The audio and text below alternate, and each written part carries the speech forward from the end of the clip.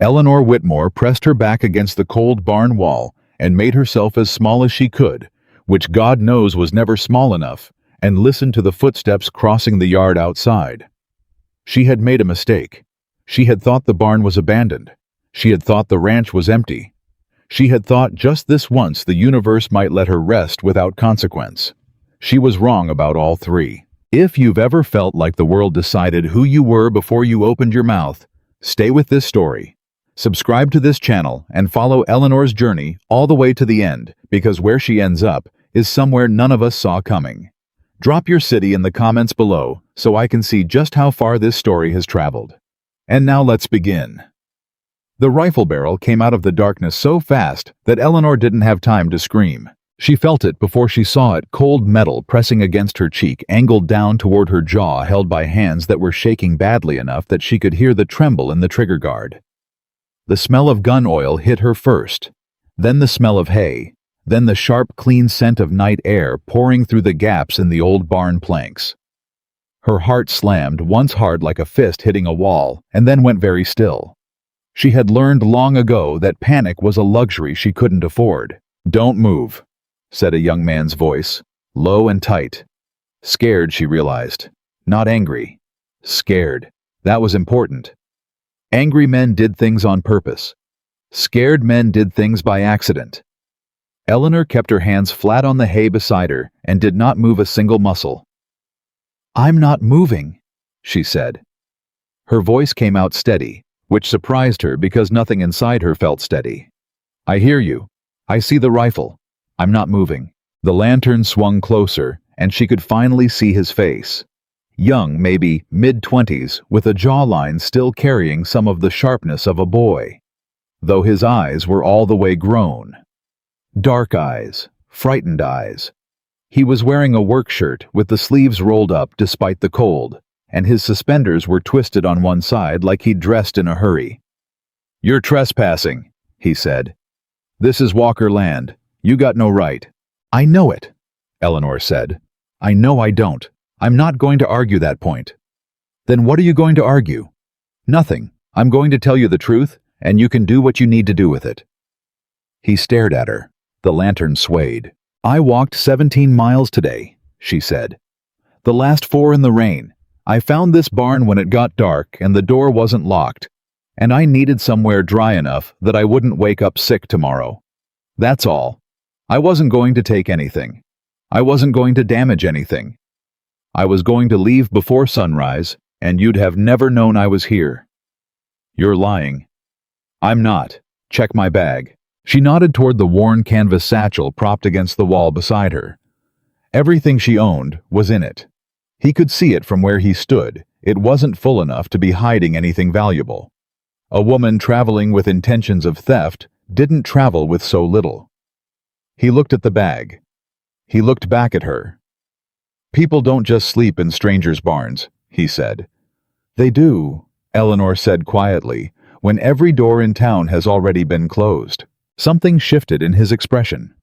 Not softness, not yet, but the first small crack in certainty. He was still holding the rifle, but he hadn't cocked it, which she'd noticed from the beginning. That told her something too. Heavy footsteps crossed the yard outside. The barn door opened wider and a second man stepped in, older, broader across the shoulders, with the kind of face that had been weathered by years of honest labor. He was carrying a second lantern, and he held it up the moment he entered, and his eyes moved from his younger brother to Eleanor in about 2 seconds flat. He took in the rifle. He took in Eleanor's hands, flat on the hay. He took in her soaked clothes. Her cracked boots, the mud caked up past her ankles. "Samuel," he said. His voice was even and quiet. "Lower the gun. She's trespassing, Caleb." "Lower it," Caleb Walker said again, and something in his tone made the word final. Samuel lowered the rifle, and Eleanor breathed for the first time in what felt like several minutes. Caleb Walker crossed the barn floor and crouched down in front of her. He was close enough that she could see the lines around his eyes, the tiredness in them, the steady and deliberate way he was looking at her face rather than at the rest of her, which was something she noticed because most people didn't bother. "You hurt?" he asked. Eleanor blinked. "What Are you hurt? Are you sick? No, no, just tired. When'd you last eat? She opened her mouth, closed it again. The honest answer was embarrassing, and she was already embarrassed enough crouched in a stranger's barn in the dark with mud on her boots and hay in her hair. I had some cornbread yesterday morning, she said. I've been rationing. Something moved across Caleb Walker's face. It wasn't pity. She'd seen pity. Pity looked at you sideways and made you feel smaller. Whatever was on his face looked more like anger, but not at her. At something else. At the situation, maybe. At a world that had brought a woman to a barn in the rain on a nearly empty stomach. He stood up. Come inside, he said. We've got coffee on and there's supper left. Eleanor stared at him. I don't, she started. You don't have to do that. I was just going to stay the night and go. I don't want any trouble. You're not trouble, he said like it was the simplest thing in the world. You're a woman who walked 17 miles in the rain. Come inside. She wanted to say no. She had built something in herself over the years, a kind of pride that didn't need much, but it needed that. The ability to say no thank you and walk away with her dignity intact. She'd had to use it constantly because people offered things with hooks in them. Charity that cost you something. Kindness that came with expectations. Help that was actually another way of making you small. But she was so tired. Her feet were bleeding inside her boots, and Caleb Walker was looking at her like she was just a person. Not a problem. Not a spectacle, just a person. She got up. She was slower about it than she wanted to be. Her knees ached, and her left hip had been giving her grief for 3 days. But she got herself upright, picked up her bag, and followed Caleb Walker out of the barn and across the yard toward the light spilling out from the ranch house windows. Samuel walked behind her. Quiet now, the rifle pointed at the ground. Inside the kitchen was warm. Wood-burning stove, rough table, mismatched chairs, the smell of coffee, and something that had been beans and salt pork a few hours ago. A third man was sitting at the table, cleaning a saddle with a cloth. He looked up when they came in. This one was between the other two in age, maybe early 30s, with a broader face and an easier expression than either of his brothers. He looked at Eleanor, then at Caleb, then back at Eleanor, and something in his face asked a question without words. Found her in the barn, Caleb said. I found her, Samuel said. She walked 17 miles today and hasn't eaten since yesterday morning, Caleb said. Thomas, is there anything left in the pot? Thomas was already on his feet. I'll heat it. Eleanor sat down at the table because her body was making that decision for her, regardless of what her pride thought about it. She set her bag on the floor beside her chair and kept her hands folded on top of the table because she didn't know what else to do with them. The Walker brothers moved around her without making her the center of attention, and she appreciated that more than she could have explained. She'd expected questions, judgment, the long look up and down that she'd gotten from every innkeeper and shopkeeper and churchwoman from here to the last town she'd left. She'd expected at minimum a pointed silence that said everything about what they thought of a woman her size turning up in their barn looking like she'd been dragged through the countryside. What she got was coffee. Thomas set a cup in front of her without asking, and it was hot, and it was real coffee, not the weak dishwater stuff, and Eleanor wrapped both hands around it and felt something in her chest that had been clenched tight for 9 days begin very slowly to loosen. I'm Eleanor Whitmore, she said, because she owed them that much. Ellie, I'm from Millhaven originally, over in the next county. I was in Harker Creek for 2 years running my father's dry goods store after he passed. Was, Caleb said. She kept her voice flat. A man named Hutchins decided the building was worth more than the business inside it. He found a way to make the lease disappear. I don't have the money to fight it in court. She didn't say the rest. She didn't say that Hutchins had offered to let her stay if she was willing to lower her standards regarding what she'd accept in exchange. She didn't say that when she'd refused, he'd gone to 3 other men in town, men who held notes on her accounts and arranged for all of them to come due at once. She didn't say that by the time she'd figured out exactly what he'd done, she'd had $11 and a canvas bag and nothing else. She didn't say any of that because she wasn't ready yet to be that honest with strangers. Where are you headed? Thomas asked, setting a bowl in front of her. Billings eventually. I've got a cousin there. She doesn't know I'm coming. Eleanor paused. I couldn't afford the stage. So you're walking, Samuel said from the far wall. I'm walking, Eleanor confirmed. She started eating. She was trying to be careful about it, trying to eat slowly. Take reasonable portions, not look like what she was, which was a woman who hadn't had a full meal in better than a day. But the beans were warm and the salt pork was real, and her body overrode her intentions about 30 seconds in. She ate faster than she wanted to, and this was the moment she would remember for the rest of her life. Not the rifle in the dark, though she would remember that too. Not the coffee, not the warmth of the kitchen, not even the fact that 3 strangers had opened their door to a woman who had no claim on their charity. What she would remember was this. Not one of them looked at her. Thomas went back to the saddle. Samuel found something to examine on the far windowsill. Caleb picked up a piece of correspondence from the end of the table and read it. They gave her privacy in the middle of a room with nowhere to hide, and it cost them nothing, and they didn't even seem to know they were doing it. Eleanor ate. She ate everything in the bowl. She drank the coffee. And when Thomas stood up and refilled her cup without asking, she had to look at the table for a moment because her eyes had gone very bright, and she was absolutely not going to cry in front of 3 men she had known for 20 minutes. Thank you, she said when she could trust her voice. Don't mention it, Thomas said. Caleb put down his letter. You can sleep in the house tonight. We've got a spare room used to be a storeroom, but there's a cot in there. It's warm. Eleanor looked at him. I was going to say the barn was fine, she said. Barn's not fine, Caleb said. Barn is where we put the animals. You're not an animal. She held his gaze for a moment. He said it matter-of-factly, without emphasis. The way you said something that was simply and obviously true and didn't require any particular feeling to be attached to it. All right, she said. The spare room was small and cold at first, but it had a cot with 2 blankets and a wooden crate with a candle on it, and Eleanor sat down on the edge of the cot and pulled off her boots and held her breath against the pain from her blistered heels.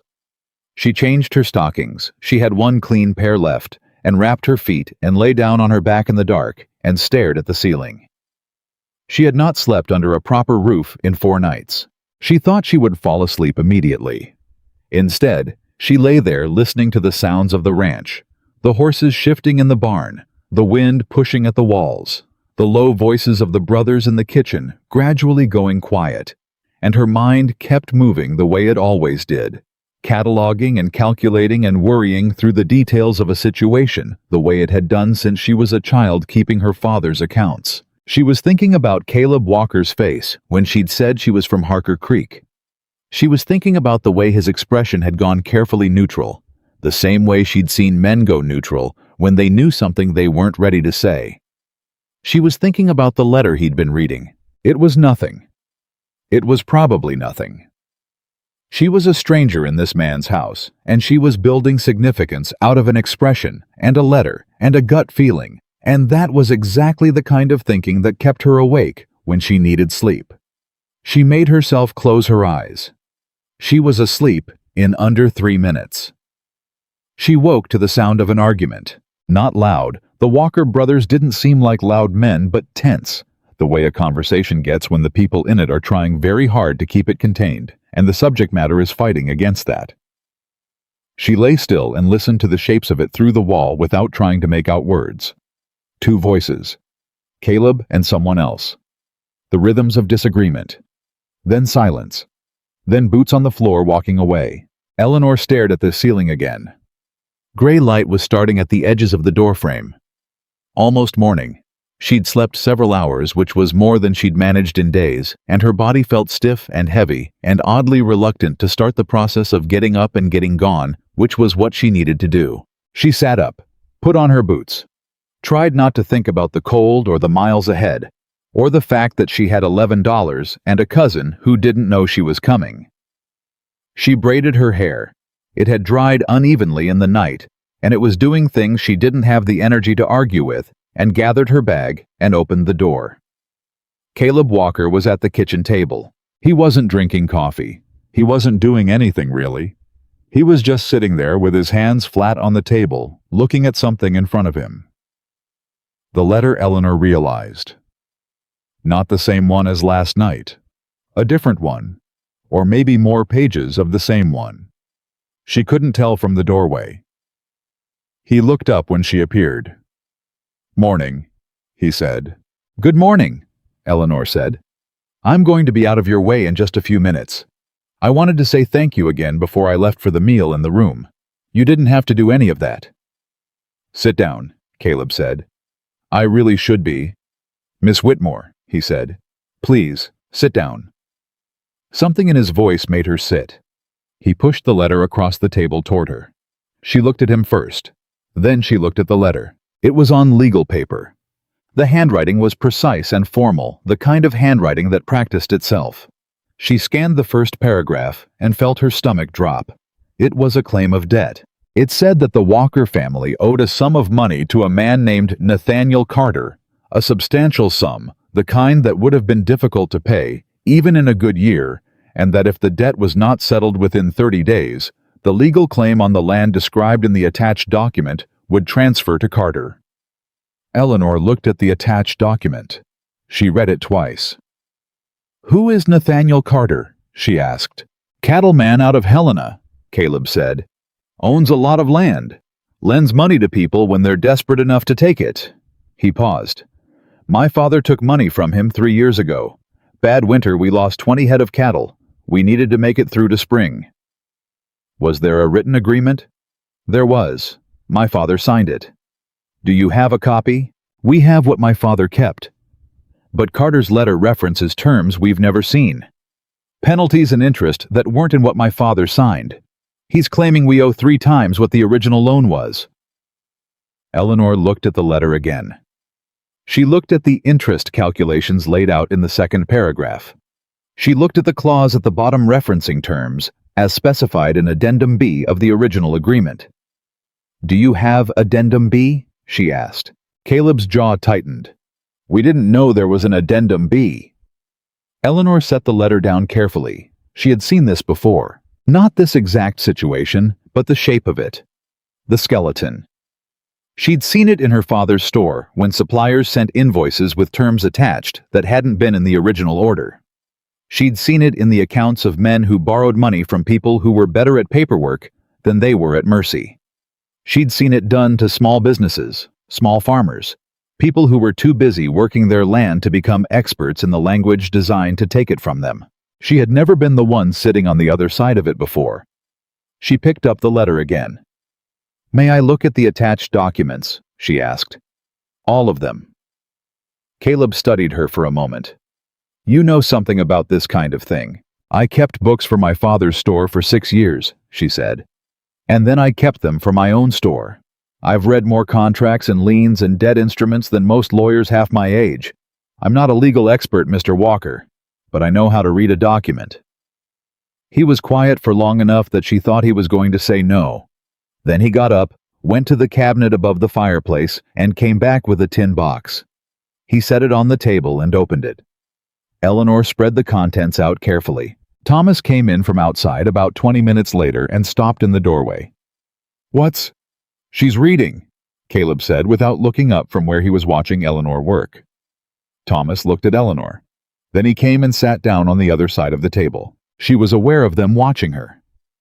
She was also, for the first time in 9 days, completely occupied by something other than the logistics of survival and the part of her brain that worked best.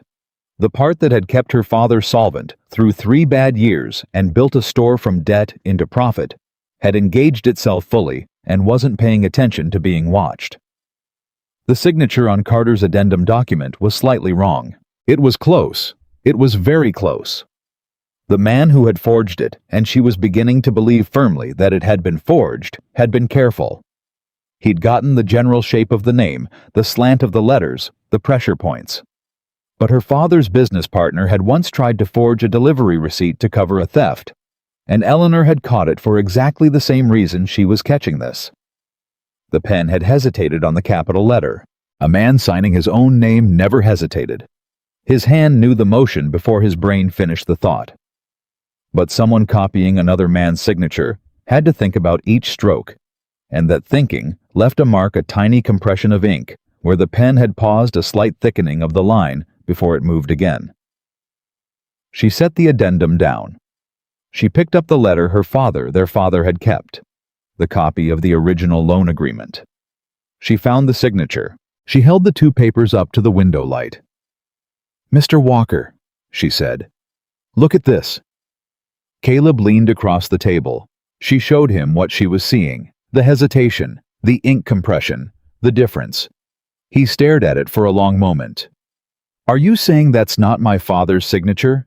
"I'm saying that signature was written by someone who was copying your father's signature," Eleanor said. "I'm not a document examiner. I can't swear to it in a court. But I've been reading handwriting in ledgers and contracts for 15 years, and that signature was not written freely. Someone copied it." Caleb sat back in his chair. He looked at his brother. Thomas was leaning over too, now looking at the papers, his face going through something complicated. "If Carter forged the addendum," Thomas said slowly, "then the debt they're claiming doesn't legally exist," Eleanor said. "The original loan is real. The penalties and the inflated interest and the property transfer clause are not." Samuel had appeared in the doorway at some point, she wasn't sure when. He was standing there with his arms crossed and his face doing what faces did when the ground shifted. "Who are you?" he said, not hostile. Something closer to bewildered. Eleanor looked at him. "I told you," she said. "I'm Eleanor Whitmore. I used to run a dry goods store." She paused. "I'm also the person who just found a reason why you might not lose your ranch." No one said anything for a moment. Then Caleb said, "You'd help us with this." It wasn't quite a question. Eleanor looked down at the papers. She thought about the road she still had ahead of her. The miles to Billings. The cousin who didn't know she was coming. The $11. She thought about what it had felt like to walk into town after town and have people look at her and make their decision in the first 2 seconds without asking a single question about who she actually was. She thought about the way Caleb Walker had sent his brother to look away while she ate. "Yes," she said. "I'll help you with this." "You don't owe us anything," Caleb said. "No," Eleanor agreed. "I don't." She met his eyes. "But I want to be clear about something before we go any further. I'll help you fight this. I'll read every document, find every inconsistency, and help you build a case. But I'm not going to be treated like a charity case, and I'm not going to be the woman in the corner that everyone talks around. If you want my help, you talk to me directly. You tell me what you know, and you treat me like someone worth talking to." The three brothers exchanged a look.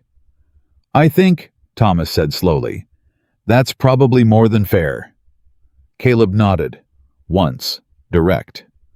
"Then we've got a lot to talk about," he said, "and not a lot of time to do it in." Eleanor pulled the papers back toward her and picked up the pen that had been sitting in the ink pot at the end of the table. She had been traveling for 9 days. Her feet were still bleeding. Her dress was still damp at the hem. She had $11 and no prospects and a cousin who didn't know she was coming. She was beginning to understand, just walked into something much larger than a simple fraudulent debt claim. Because as she read more carefully through the documents in the tin box, the old correspondence, the payment records her father had kept, the notes in the margins in a hand she was starting to recognize as Thomas's, she was finding more signatures, variations of the same forged mark, more than one document, more than one date, more than one victim. She set her pen down. "Mr. Walker," she said, "how many families in this territory has Nathaniel Carter done business with?" Caleb's expression changed. "A fair number," he said carefully. "Why?" Eleanor picked up the tin box and looked inside it at what remained. Then she looked at the papers she'd already spread across the table. Then she looked at Caleb Walker's face and at Thomas's and at Samuel's in the doorway. "Because," she said, "I don't think this is just about your ranch." Caleb laid the papers flat and didn't say anything for a long moment. Eleanor watched him. She had learned in the hour she'd been sitting at that table that Caleb Walker processed things slowly and completely, the way a man does when he's been burned by moving fast. He didn't reach for conclusions. He turned things over. He looked at them from different angles. It was the kind of thinking she respected even when it made her want to push. Thomas was the one who spoke first. "How many documents are we talking about?" he asked. "3 that I can see clearly," Eleanor said. "The addendum to your father's original agreement, which I've already shown you. The payment schedule attached to the second letter, the one dated 18 months ago. And this." She slid a single page across the table. "This property description. The boundaries listed here don't match the deed your father filed. Someone changed the eastern line, not by much, maybe 40 yards, but 40 yards in the right direction takes in the spring." Thomas looked at Caleb. "The spring," he said. Caleb's jaw was tight. "That spring feeds our north pasture. Without it, we'd need to run water 3/4 of a mile from the creek." "Without it," Eleanor said quietly. "This ranch supports maybe half the cattle it does now, which means it's worth considerably less. Which means when Carter takes it," she stopped. "If Carter takes it, he gets less than he paid for. Unless he doesn't plan to run cattle on it at all." Samuel pushed off from the doorframe. "What else would he want land for?" Eleanor thought about that. "That I don't know yet, but a man who goes to this much trouble to change a property line by 40 yards wants that specific piece of ground. The question is why." The kitchen went quiet except for the fire. Then Thomas said, "He's been buying up land in this valley for 2 years. We thought it was just expansion. Man gets successful, wants more range." "How many properties?" Eleanor asked. "6 that I know of." Thomas counted on his fingers. "The Hennessy place, the old Duval farm, the creek property that used to belong to the mining company, all in this valley," Eleanor cut in. "All within about 8 miles of here." Eleanor leaned back and looked at the ceiling. Her mind was pulling at a shape she could almost see. 6 properties in a concentrated area wasn't a man building a cattle empire. That was a man assembling something, building toward a specific configuration of land. "Is there anything coming through this valley?" she asked. "Railroad road, contract, government survey." Caleb and Thomas looked at each other. It was the kind of look that happened between men who had known each other their whole lives, fast, dense, a whole conversation in 2 seconds. "There was talk," Caleb said slowly. "Last fall. Someone came through from the territorial surveyor's office. Said they were looking at routes for a new rail spur. We didn't think much of it. Half the surveyor's rumors in this territory never go anywhere. But if this one did," Eleanor said, "a rail spur through this valley would run right through the middle of Carter's assembled land," Thomas finished. He said it flat, like a man hearing bad news he should have seen coming. Samuel crossed to the table and sat down for the first time since Eleanor had come into the kitchen. He pulled one of the documents toward him and looked at it, and Eleanor noticed that he read it carefully, more carefully than she expected. "So he's not stealing ranches because he wants ranches," Samuel said. "No," Eleanor said. "I don't think so. He's buying land cheap by destroying the families on it, so he owns the whole route when the railroad comes through and the value goes up 10 times what he paid." "That's what it looks like to me," Eleanor said. "But I could be wrong. I've been reading documents in a stranger's kitchen for 2 hours on no sleep. I could be building a story out of coincidences." She said it honestly. She had always been honest about the limits of her own certainty, even when it would have been easier not to be. Her father had taught her that a woman who overstates her case loses credibility, and credibility was the most valuable thing in any negotiation. Samuel looked at her directly. He had barely spoken to her since the barn, and when he had spoken, his voice had carried something careful in it, something not quite hostile, but not open either. Now his expression was different. "You're not wrong," he said. Eleanor looked at him. "You've been thinking the same thing," she said. It wasn't a question. "I've been thinking something was wrong for 6 months," Samuel said. "I didn't know how to name it or prove it. I just knew Carter didn't feel like a man who got rich by being straightforward." He paused. "I said as much to Caleb, and he told me I was being uncharitable to a man I didn't have cause to mistrust. Caleb didn't deny it. I owe you that one. You owe me several, Samuel said, but not unkindly. Eleanor watched the three of them settle into the truth together, each one coming at it from a different direction, and she felt the strange, familiar feeling of being in the room where things became clear. The feeling she'd had at her father's store when the numbers finally resolved and she could see exactly what had happened and why. It was a good feeling even when what it revealed was bad. Clarity was better than confusion.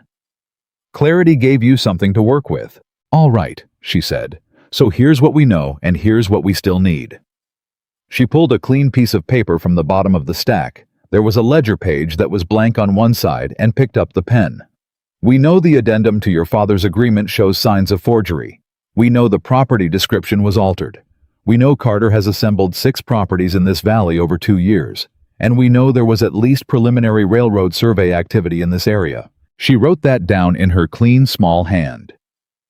What we need is proof that ties Carter directly to the forgery.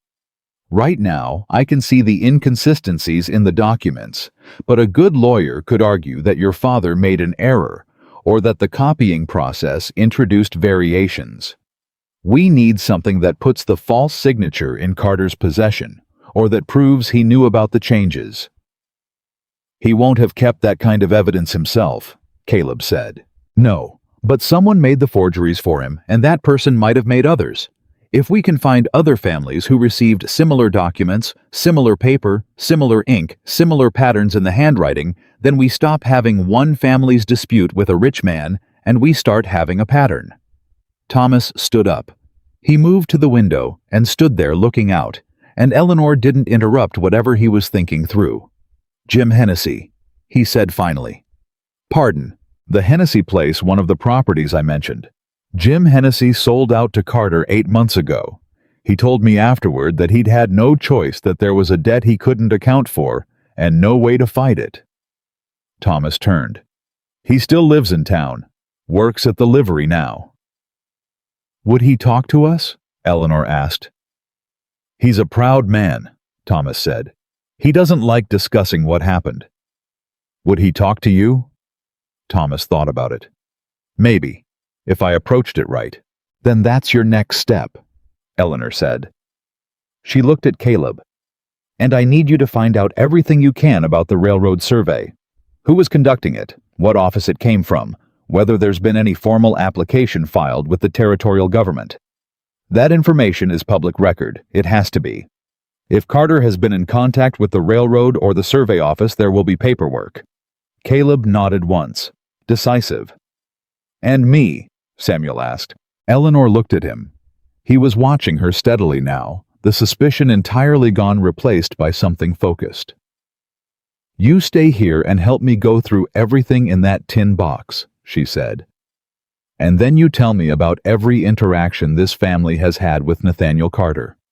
Every conversation, every visit, every message. I want to know the shape of this man before I ever have to stand across a room from him.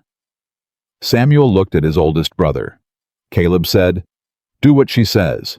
There was a beat, just a flash, where Eleanor saw something move across Samuel's face, and it wasn't resistance. It was closer to relief. The relief of a man who has been carrying suspicion alone for months, and finally has someone next to him who shares the weight. Yes, sir, Samuel said. And though he was looking at Caleb when he said it, Eleanor thought some part of it was meant for her. They worked through the morning. Eleanor and Samuel went through every piece of paper in the tin box, and then through the correspondence in the desk in the main room, and then through the payment records Thomas kept in a separate box under the bed. Thomas pointed them to it before he left for town, and Eleanor built 2 piles. Things that mattered, things that didn't. The pile that mattered grew faster than she liked. Samuel turned out to be sharp. He didn't have her eye for documents, but he had something equally useful. He remembered everything. Every conversation his father had mentioned with Carter. Every time Carter or one of his men had shown up at the ranch. Every detail in order, with the stubbornness of a man who had always believed it would matter someday, and had been careful not to lose any of it. The first time Carter came out here himself.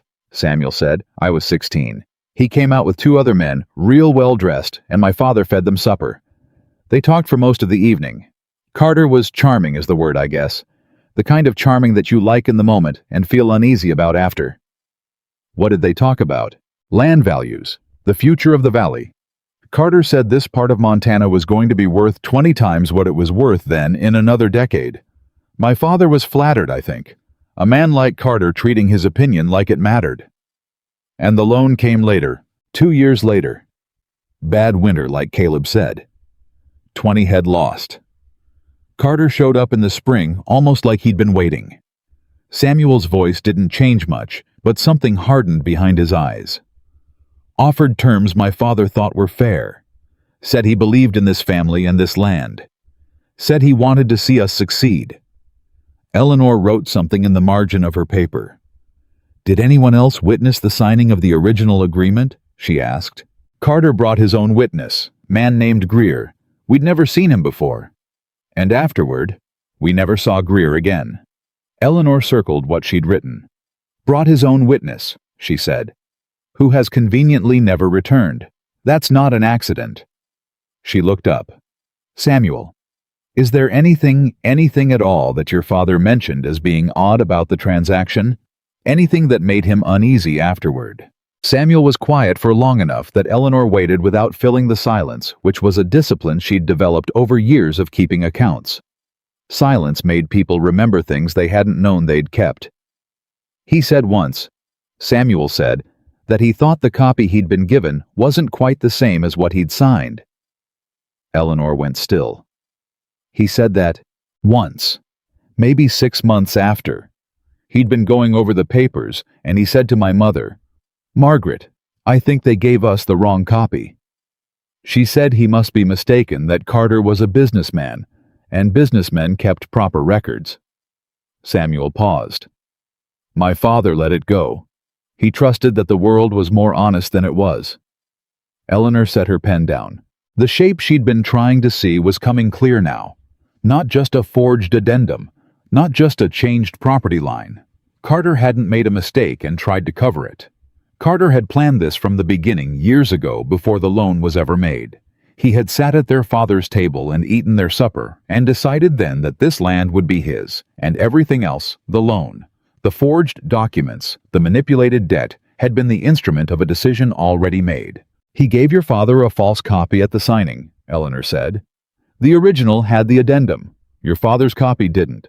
So when the debt came due, your father's records showed one thing, and Carter's documents showed another, and Carter's documents were the ones that looked complete. Samuel looked at her. Can you prove that? He said.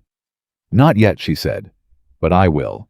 She said it with a certainty she almost didn't recognize in herself. She had been careful for so long, careful not to claim more than she knew, careful not to promise more than she could deliver, careful to couch everything in qualifications, because that was what the world demanded of women who wanted to be taken seriously. Too bold, and you were reckless. Too certain, and you were arrogant. The needle you had to thread was exhausting, but she was tired of being tired. And something about sitting at this table with Samuel Walker's eyes on her and Caleb and Thomas out doing things she had sent them to do made her feel the solid particular weight of her own capability in a way she hadn't felt in longer than she could name. She picked up the pen again. The sound of a horse in the yard came around midday. Not Caleb or Thomas, they weren't back yet.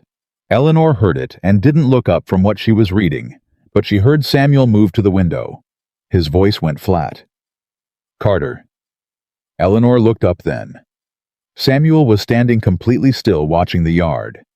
His hand had dropped to his side in the instinctive way of men who wore guns as part of their daily equipment. How many? Eleanor asked. Him and 2 riders. Dressed up horse. He didn't come out here to check on the cattle. Eleanor set the papers down carefully. She thought about what she had spread across the table.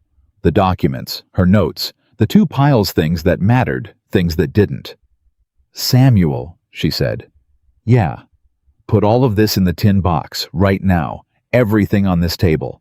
Don't leave anything out. He moved without question faster than she expected, gathering papers with efficient hands.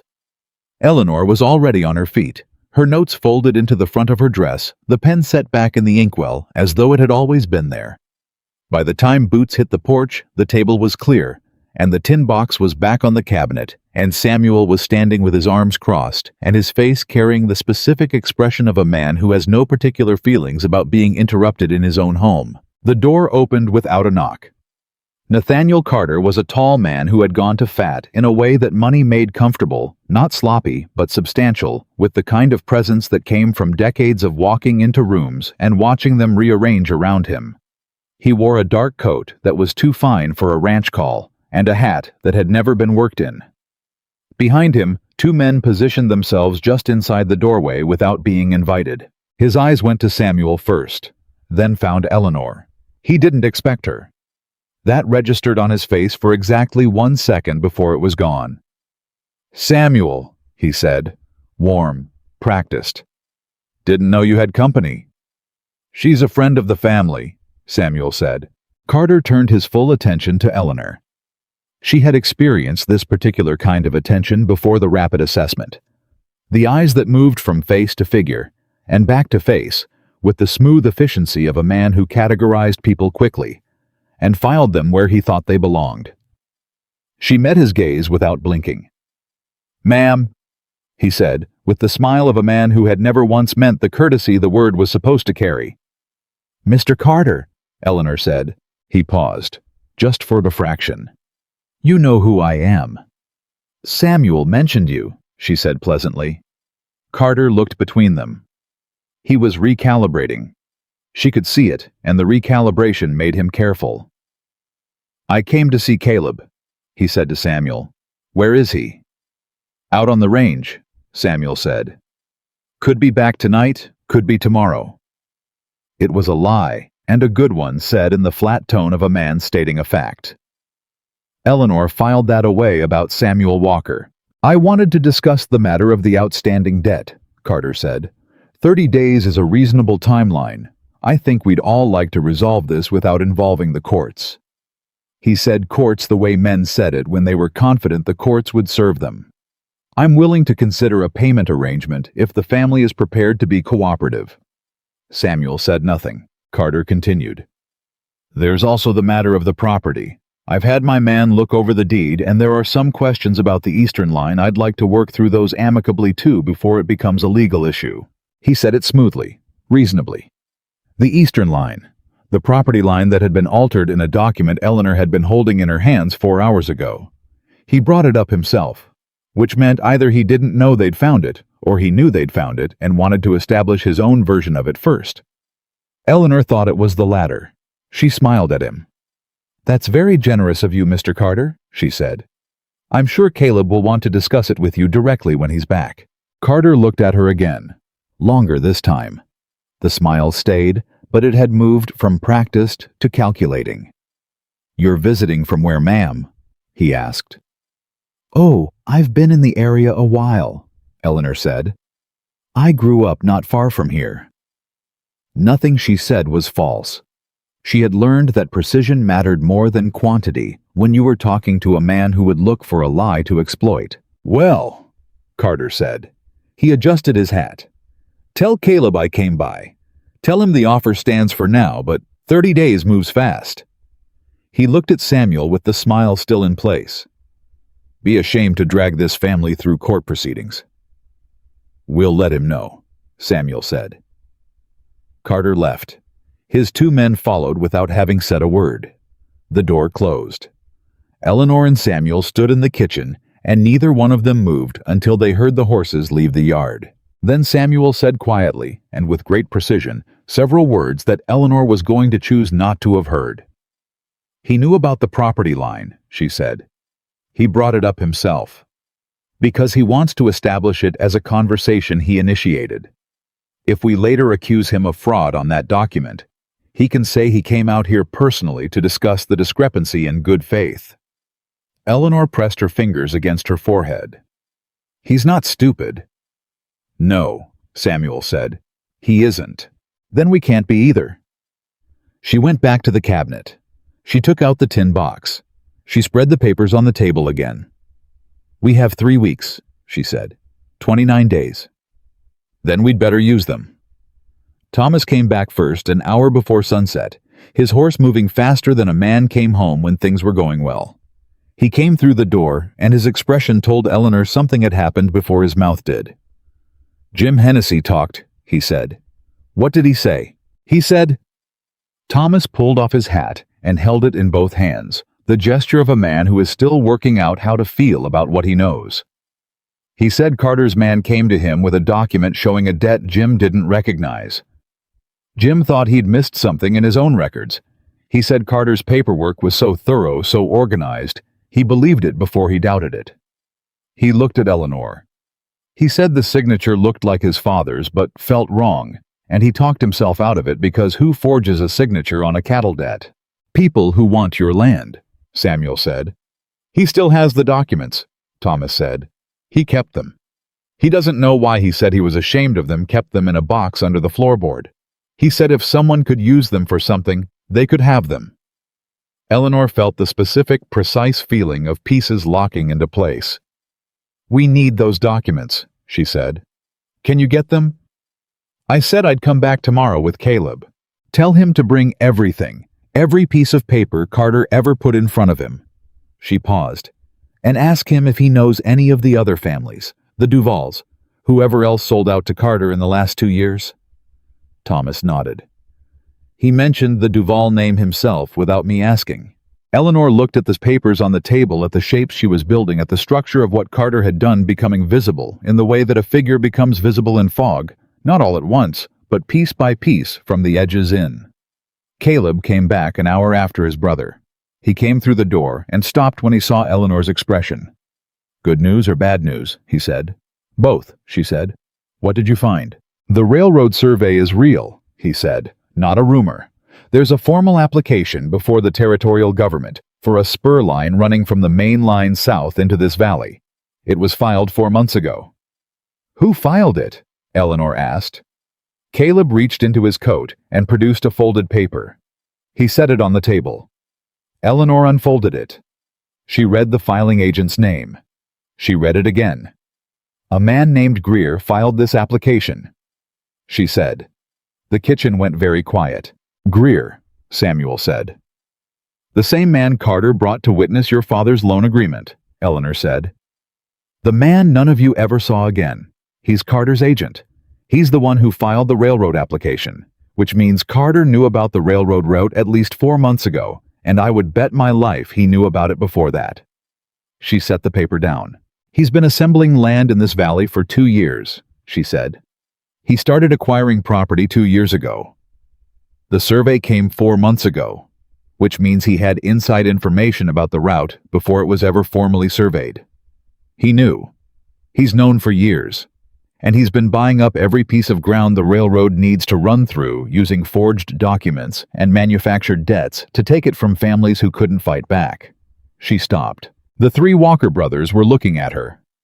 "This isn't just your ranch," Caleb said. "No," Eleanor said. "It's not. This is fraud on a scale that goes beyond a civil debt dispute. This is a criminal matter, and Carter has built it very carefully to look like ordinary business until you're close enough to see the whole pattern." Thomas sat down heavily. "We're one family," he said. "With 29 days. Carter has money lawyers and the county judge in his pocket. Samuel's been saying that for months. How do we fight this?" Eleanor looked at the papers. She looked at the walls of this kitchen, which she had walked into last night with bleeding feet and $11. "You fight it by not fighting alone," she said. "Hennessy has documents. The Duvals may have more. There are 6 properties Carter has acquired, which means there are at least 6 families. If even half of them have kept their paperwork, and if the forger made the same small mistakes in multiple documents, then we don't have one family's accusation against a powerful man." She looked at Caleb. "We have a case." "A case needs a lawyer," Caleb said. "Then we find one." "With what?" Eleanor thought about the $11. Then, she thought about the forged documents and the railroad filing and the pattern she could see that Carter had been so confident no one would ever piece together. "I'll write it up," she said. "Everything I've found laid out clearly.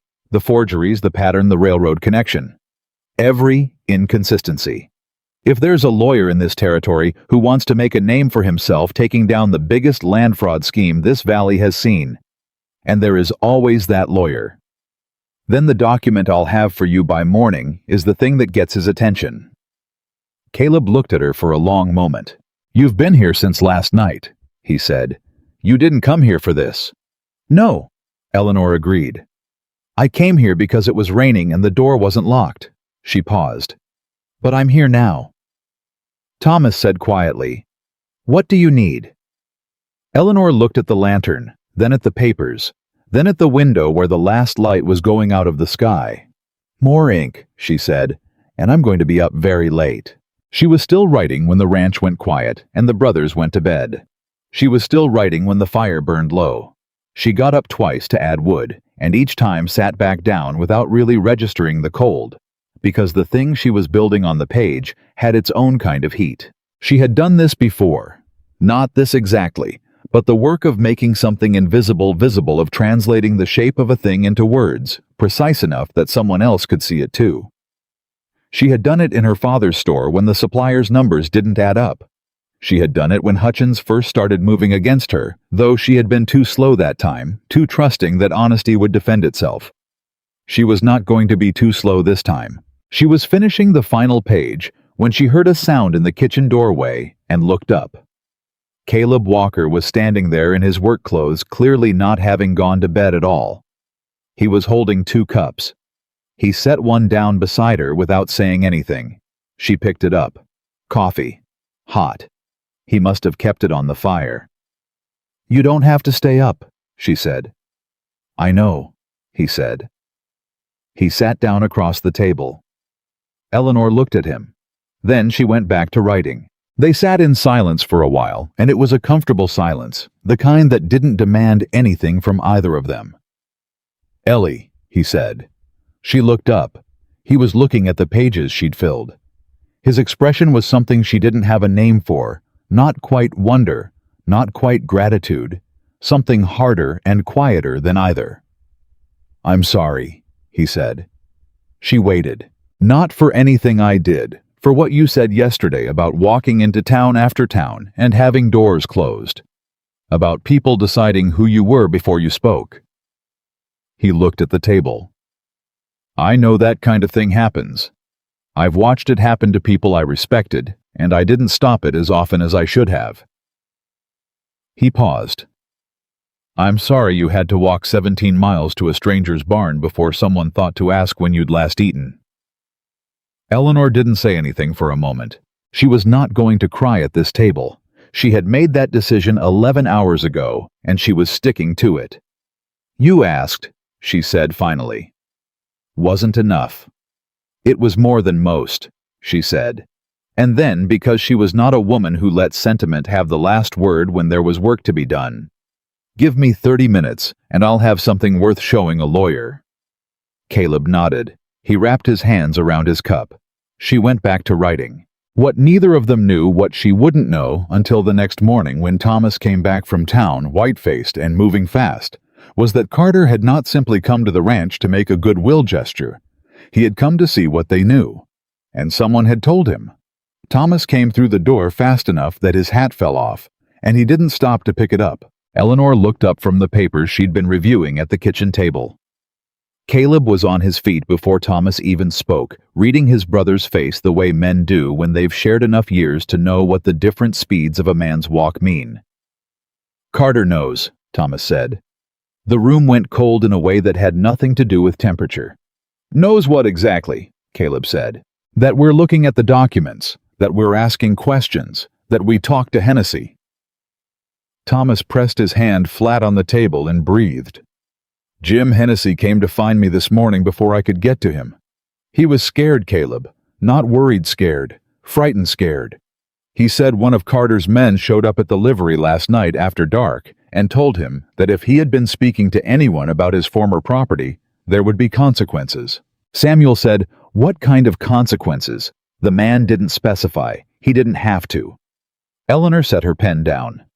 She had been awake since before dawn, adding to what she'd written through the night, and her mind had that particular edge that came from fatigue pushing against urgency, sharper in some ways, blunter in others.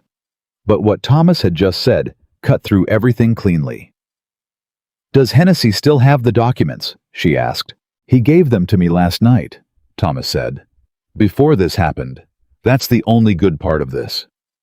He reached into his coat and laid a folded packet on the table. He said take them, and he didn't want to know what happened with them. He said he was sorry, and then he walked away, and I don't think he'll speak to us again.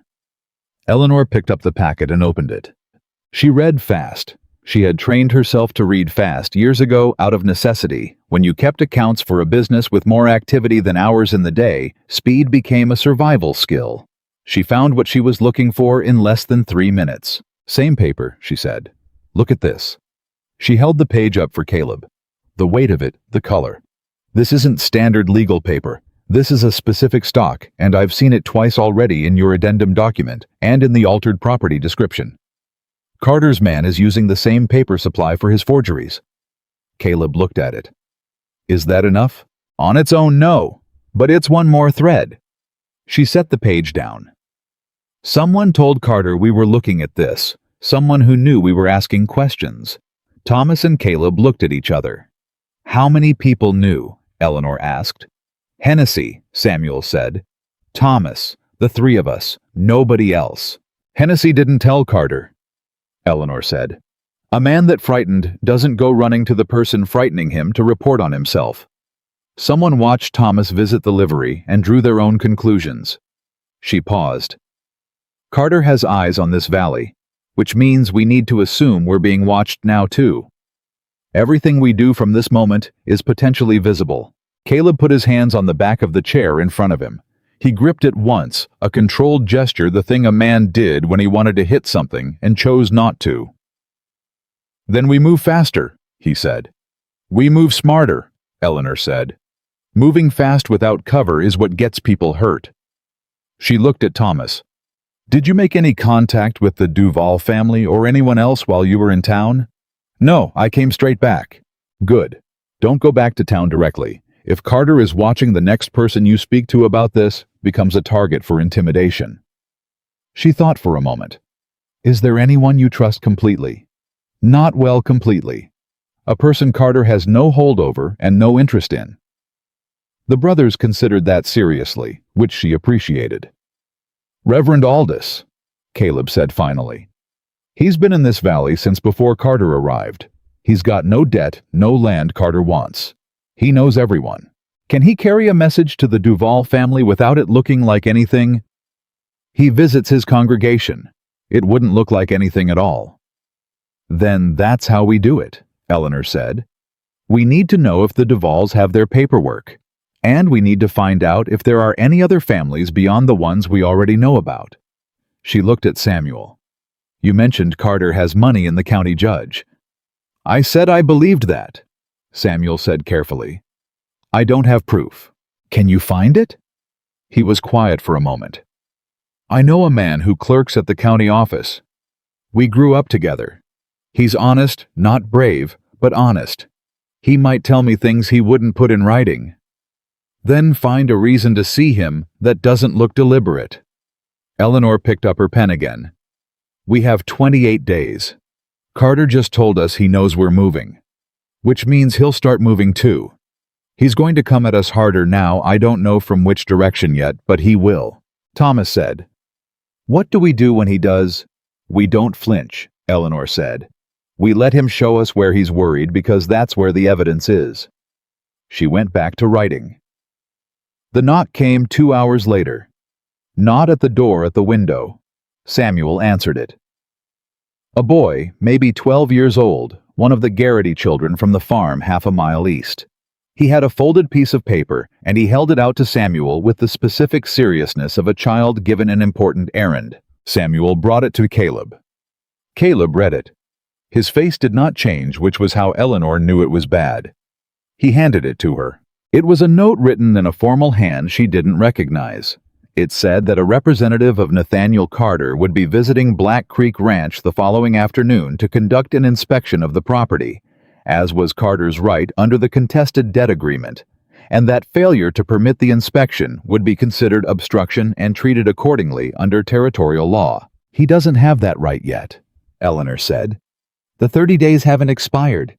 He doesn't have legal claim to this property." "But if we refuse him entry," Caleb said, "he'll use it." "Yes," Eleanor said. "He will. He'll go to his judge and say we obstructed a legitimate inspection and use it to accelerate the process." She set the note down. "He wants us to refuse. He's hoping we refuse." "So we let him in," Samuel said. The words sounded like something that tasted bad. "We let him in," Eleanor said, "and we give him nothing to find." She looked around the kitchen at the papers on the table, at the tin box on the cabinet. "Everything goes somewhere, he won't think to look. And when his man comes tomorrow, we are cooperative and calm and completely unremarkable." "I am not a calm man when it comes to Nathaniel Carter's people walking through my home," Caleb said. "I know," Eleanor said. "That's why you're not going to be here." He looked at her. "You're going to be in town," she said. "Business reasons, completely ordinary. Thomas too. Samuel and I will receive Carter's man." "I'm not leaving you here." "Caleb." She said it flat and direct, the way she would have said it to her own brother if she'd had one. "Carter's goal tomorrow is to rattle this family. He wants to see Caleb Walker standing in his own house watching a stranger walk through it. He wants that image. He wants you angry and helpless in your own home. Don't give it to him." She held his gaze. "Go to town, be seen, be ordinary. Come back in the evening." There was a silence. Then Thomas said quietly, "She's right." Caleb released the back of the chair. "I hate that you're right." "I know," Eleanor said. "Go find the Reverend." That night, Eleanor moved every sensitive document from the tin box to a location she chose herself and didn't share with any of the brothers. Not because she didn't trust them, but because what they didn't know, they couldn't reveal under pressure. She worked through it methodically, sorting by importance, weighing what Carter's man would be likely to search against, where a man conducting a cursory inspection would not think to look. She was learning the shape of Carter's arrogance, and arrogance in her experience had a specific blind spot. It couldn't imagine competence in people it had dismissed. Samuel was in the kitchen when she came back in. He handed her a cup of coffee without being asked and sat down. "Can I ask you something?" he said. "Yes." "Why are you doing this?" She looked at him. He was asking honestly, not suspiciously. The question was different from the one he'd asked in the barn. "Who are you?" Because now he knew who she was. Now he was asking about the why. "Because I can," she said simply. "And because nobody should be able to do what Carter is doing." She wrapped her hands around the cup. "And because your brother asked me to stay when I was about to leave. And when someone treats you like a person worth keeping, you remember it." Samuel was quiet for a moment. "He told me to lower the rifle, and I thought he was being soft. And now—" Samuel almost smiled. It was a small thing. It fit his face in a way that changed it. "Now I think he was being right," Samuel said. The inspection happened at 2 in the afternoon. Carter's representative was a man named Hobart. Thin, formal, with the eyes of someone paid to observe, and the manner of someone who enjoyed it a little too much. He came with one other man and a leather case of papers. Caleb and Thomas were in town. Reverend Aldous had taken a message to the Duval family that morning. Samuel was at the kitchen table with a harness needing mending, which was exactly the kind of ordinary task that made the statement without speaking it, "This is a working ranch, and we are not afraid of you." Eleanor answered the door. Hobart looked at her, the way Carter had looked at her, the quick, categorizing glance, the slight dismissal, the recalibration, when she held his gaze without moving. "I'm here on behalf of Mr. Carter," he said, "to conduct an inspection of the property." "Yes, we received your notice," Eleanor said. "Please come in." He came in. He looked at Samuel, who looked up from the harness and nodded once and went back to work. Hobart walked through the main room. The kitchen glanced into the 2 bedrooms, looked at the property documents that Caleb had left on the table. The originals, not the ones Eleanor had spent the night with, but the clean copies they kept for ordinary purposes. Nothing that would help Carter. Nothing that would hurt the Walkers. She watched Hobart's eyes move. She watched what he looked for. She filed it all away. He stopped at the kitchen cabinet. Eleanor felt her pulse lift once and controlled it. "What's this?" he asked, pointing to the tin box. "Family correspondence," Eleanor said pleasantly. "Old letters, photographs, Mr. Walker's father's Bible." Hobart looked at her. "May I?" "Of course." She opened the box herself and tilted it toward him. Inside letters, a small photograph, a worn black Bible with the Walker family names written inside the cover. Nothing else. She had removed everything else the night before, and the Bible had been sitting in the box for 20 years regardless. Hobart looked at Eleanor, closed the box. He left 40 minutes after he arrived. He had found nothing because there was nothing to find. Eleanor closed the door behind him and stood at the window and watched him ride out of the yard. Samuel set down the harness. "Well, he was looking for our documents," she said, "which means Carter doesn't know what we have. He suspects, but he doesn't know." She turned. "That's good. That means we're still ahead of him." "For now," Samuel said. "For now," she agreed. Caleb and Thomas came back at dusk. Caleb walked in and looked at Eleanor, and the question on his face was very clear. "Nothing," she said. "He found nothing, and I found out what Carter thinks we have, which is useful." Caleb let out a breath that had probably been held all day. "The Reverend got through to the Duvalls," Thomas said. "Martin Duval is willing to talk. He has paperwork." "When?" "He wants us to come to him, doesn't want to be seen coming here." "Then we go to him," Eleanor said. "Tomorrow, early." It was Samuel who said, "There's something else." They all looked at him. He'd been carrying something since they came in. Eleanor had noticed it the moment the door opened, the particular posture of a man holding information he isn't sure how to deliver. "My friend at the county office," he said. "I found a way to speak to him this afternoon, casually. Ran into him at the feed store." He paused. "The judge in this county, Judge Hartwell, has been receiving payments from a land holding company for 2 years. Monthly payments. My friend doesn't know the details, but he's seen the correspondence and he knows who the holding company belongs to." Nobody needed to say the name. "Can your friend be a witness to that?" Eleanor asked. "He won't put himself in front of a judge," Samuel said. "He's scared and I don't blame him. But he said if someone subpoenaed the correspondence he saw, he wouldn't deny what was in it." "That's something," Eleanor said. "That's more than something." She pressed her fingers together and thought. "If Judge Hartwell is receiving payments from Carter, then we can't bring this case in this county. We need a different jurisdiction." "The territorial court in Helena," Caleb said. "Yes. Which means we need a lawyer with standing there. Which means everything I've been writing needs to be good enough to get someone's attention from 100 miles away." She looked at the table. "I need 3 more days." "You've got them," Caleb said. "I need your patience too," she said. "Carter is going to push harder now. He sent Hobart today to see what we're doing, and when Hobart tells him he found nothing, Carter is going to assume we're more organized than he thought. He may try something more direct." "More direct like what?" Thomas asked. "I don't know yet," Eleanor said. "But whatever it is, nobody does anything without telling me first. Nobody talks to Carter or his people without me knowing. Nobody makes any decisions about this property without going through this table first." She looked at each of them in turn. "I know this is your ranch and your family and your decision. I'm not trying to run your lives. But right now I am trying to run this case, and if we're going to win it, we have to move as one." There was a pause. Caleb said, "Agreed." Thomas said, "Agreed." Samuel just nodded, which meant the same thing from him.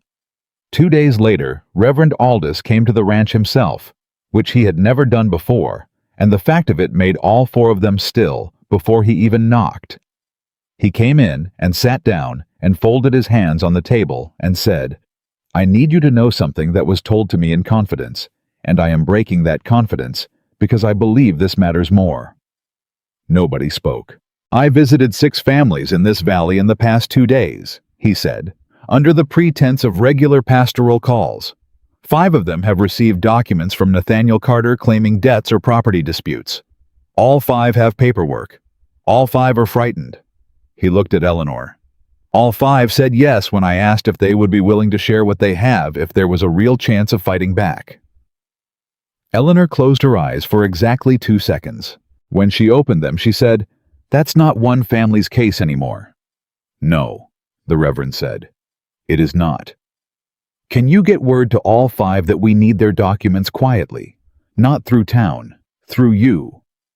"I believe I can. Tell them." She thought about how to say it, what would reach a frightened family sitting on paperwork they'd stopped believing could help them. "Tell them that a woman who lost her own business to this kind of scheme is sitting at the Walker Ranch right now, and she has found the thread. Tell them I need them to trust me for 3 more weeks." The Reverend looked at her steadily. "Should I tell them your name?" "Yes," she said. "Tell them my name." He left within the hour. Thomas watched him go from the window and said 5 families. "At least," Eleanor said. "We've only looked at part of the valley." "What does that change?" "It changes everything," she said. Carter built this scheme assuming each family would see only their own situation, their own debt, their own document. Each one isolated, each one thinking they're the only one, each one too ashamed or too afraid to talk to their neighbors. She stood up. That's the architecture of what he built. Isolation. He kept each family separate on purpose. "And now we're connecting them," Caleb said. "And now we're connecting them," she confirmed. 5 families with similar documents, similar paper stock, similar forgery signatures, all assembled into one filing. That's not a debt dispute. That's a criminal conspiracy. That's the kind of case that gets noticed in Helena. Samuel said, "Carter is going to figure out what we're doing." "Yes," Eleanor said. "What does he do when he figures it out?" She didn't answer immediately because the honest answer was that she wasn't completely sure, and she respected these men enough to say so. "He has 2 options," she said. "He tries to move faster, accelerate the legal claims, try to get rulings before we can assemble our case. Or he tries to stop us more directly." "Which do you think he'll choose?" Caleb asked. Eleanor thought about the man she'd watched in this kitchen, the practiced smile, the careful language, the way he'd brought up the property line himself to establish his own narrative. A man who thought in long strategies, who had built this scheme over years with patience and precision. "Both," she said. She was right. She found out she was right the next morning when Caleb came in from the east field, and his face was the color of a man who had hit something he didn't see coming. He set something on the table. It was a notice from the county court. Not from Carter directly. From the court. Filed officially with a clerk's stamp and Judge Hartwell's signature. It was an injunction preventing the transfer of documents related to Black Creek Ranch property from the Walker family to any third party pending resolution of the debt claim. Eleanor read it. "He can't do this," Samuel said. "He just did," Thomas said. "Is it legal?" Caleb asked Eleanor. Eleanor read it again, very carefully. The way she read everything, not for the surface meaning, but for the gaps, the places where the language stretched or compressed around something it was trying to hide. "This injunction is applied for on the grounds that transferring documents could constitute dissipation of assets," she said slowly. "It's technically a legitimate legal instrument. It's being applied creatively to prevent us from sharing evidence with other parties." She set it down. "If we share the documents now, we're in contempt of a court order. Carter's court, Carter's judge. We'd be handing him exactly the kind of procedural violation he needs to derail everything." The kitchen was silent. "So he's locked up our evidence," Thomas said. "He's tried to," Eleanor said. And then, because something had just become clear to her the way things did when pressure forced the structure of a problem into sharper relief. But he made a mistake. Caleb looked up. "This injunction applies to Walker family documents," she said. It says Walker family property, Black Creek Ranch. She looked at him steadily. It does not mention Jim Hennessy. It does not mention the Duval family. It does not mention any of the other 5 families. Thomas understood first. Because Carter filed it before he knew about them. He filed it thinking the problem was contained to this ranch, Eleanor said. He didn't know about the 5 families because Reverend Aldous moved quietly, and Carter's people weren't watching a pastoral visit. She felt something sharpen inside her, the particular focus that came when a path became clear. The injunction locks us down, but it doesn't touch the other families. It doesn't touch their documents. And if those families file their own complaint not through us independently in their own names, then the case exists without us. Caleb said slowly, "We need to get word to them tonight." "Through the Reverend," Samuel said. "Carter won't think to watch him." "Not just word," Eleanor said. "Instructions. They need to know exactly what to file, exactly where to send it, and exactly what to say when they do." She pulled the paper toward her. "I need to write it out clearly enough that they can do it without me in the room." She was already reaching for the pen. Thomas put his hand on her arm. Not grabbing, just a touch, a brief pressure, the way a man stops you when he wants you to hear something. "Ellie," he said, "when Carter finds out what we've done, he is not going to respond the way he has been responding. He's been patient up to now. Strategic." "I know," she said. "He's going to come at you," Thomas said. "Specifically. He already looked at you in this kitchen, and he made a decision about you. Men like Carter, when they decide someone is the problem, they go after the person, not the case." Eleanor looked at Thomas. His face was serious, and without artifice, he was a man who said what he meant because he didn't know how to do otherwise. "He'll try to discredit me," she said. "A woman with no legal standing, no property, no home. A trespasser who turned up in a barn. Everything I say goes through the question of who I am and why I'm here." "Yes," Thomas said. "Then we need to move before he has time to build that story," she said. "We need the case in front of someone in Helena before Carter can shape the narrative." She met Thomas's eyes. "How many days do we have left?" 22, Caleb said. "Then I need 18 to do this right, and 4 days of margin." She picked up the pen. "That's enough." But she said it with more certainty than she felt, because she was already calculating what 18 days required, and it was more than she'd done in any 18 days of her life. What none of them knew yet, what she wouldn't know until 4 days later, when a rider came through the valley from the north carrying news, was that Nathaniel Carter had not waited to build his story. He had already told it. And the version he'd told made Eleanor Whitmore sound like exactly the thing she'd been called her entire life, a desperate, calculating woman with nothing to offer except manipulation, attaching herself to a vulnerable family for her own benefit. And he had told it to the one person in this territory whose opinion could make or break everything Eleanor was trying to build. The rider came from the north on a gray morning 4 days after Eleanor had sent the Reverend to the other families with her instructions folded into his coat pocket. She was at the table when she heard the horse, and something in the pace of it made her set down her pen before Samuel even reached the window. "Don't know him," Samuel said. The man who dismounted in the yard was not Carter's type, not dressed up, not performing authority. He was road-worn and practical with a leather satchel over one shoulder, and the particular expression of a man carrying information he wasn't sure would be welcome. Caleb went out to meet him. Eleanor watched from the doorway. They talked for less than 2 minutes. Then Caleb took an envelope from the man's hand, and the man remounted and left without coming inside, and Caleb stood in the yard for a moment, holding the envelope, before he turned and came back. His face told her what she needed to know before he opened his mouth. "It's from a lawyer in Helena," he said. "A man named Aldous Fitch." Eleanor had heard the name. Everyone in Montana Territory who had ever dealt with legal matters had heard the name. Aldous Fitch was the kind of lawyer who existed at the point where ambition and principle intersected, which was a rare intersection, and produced a specific kind of dangerous man, dangerous to the people who deserved to be afraid of him. She had been hoping to reach Fitch with her written summary. She had sent it 4 days ago through the Reverend tucked inside a pastoral letter, addressed to a church acquaintance in Helena, because Carter's injunction prevented direct transfer, and she had needed to be creative. She had not expected a response in 4 days. She had not expected the response to be delivered personally by a writer. Caleb handed her the envelope. She opened it carefully. The letter inside was 3 pages written in a dense, precise hand that matched what she imagined of the man. She read it once quickly, then she read it again slowly. Then she set it down and looked at Caleb. "He's been investigating Carter for 8 months, she said. The kitchen went very still.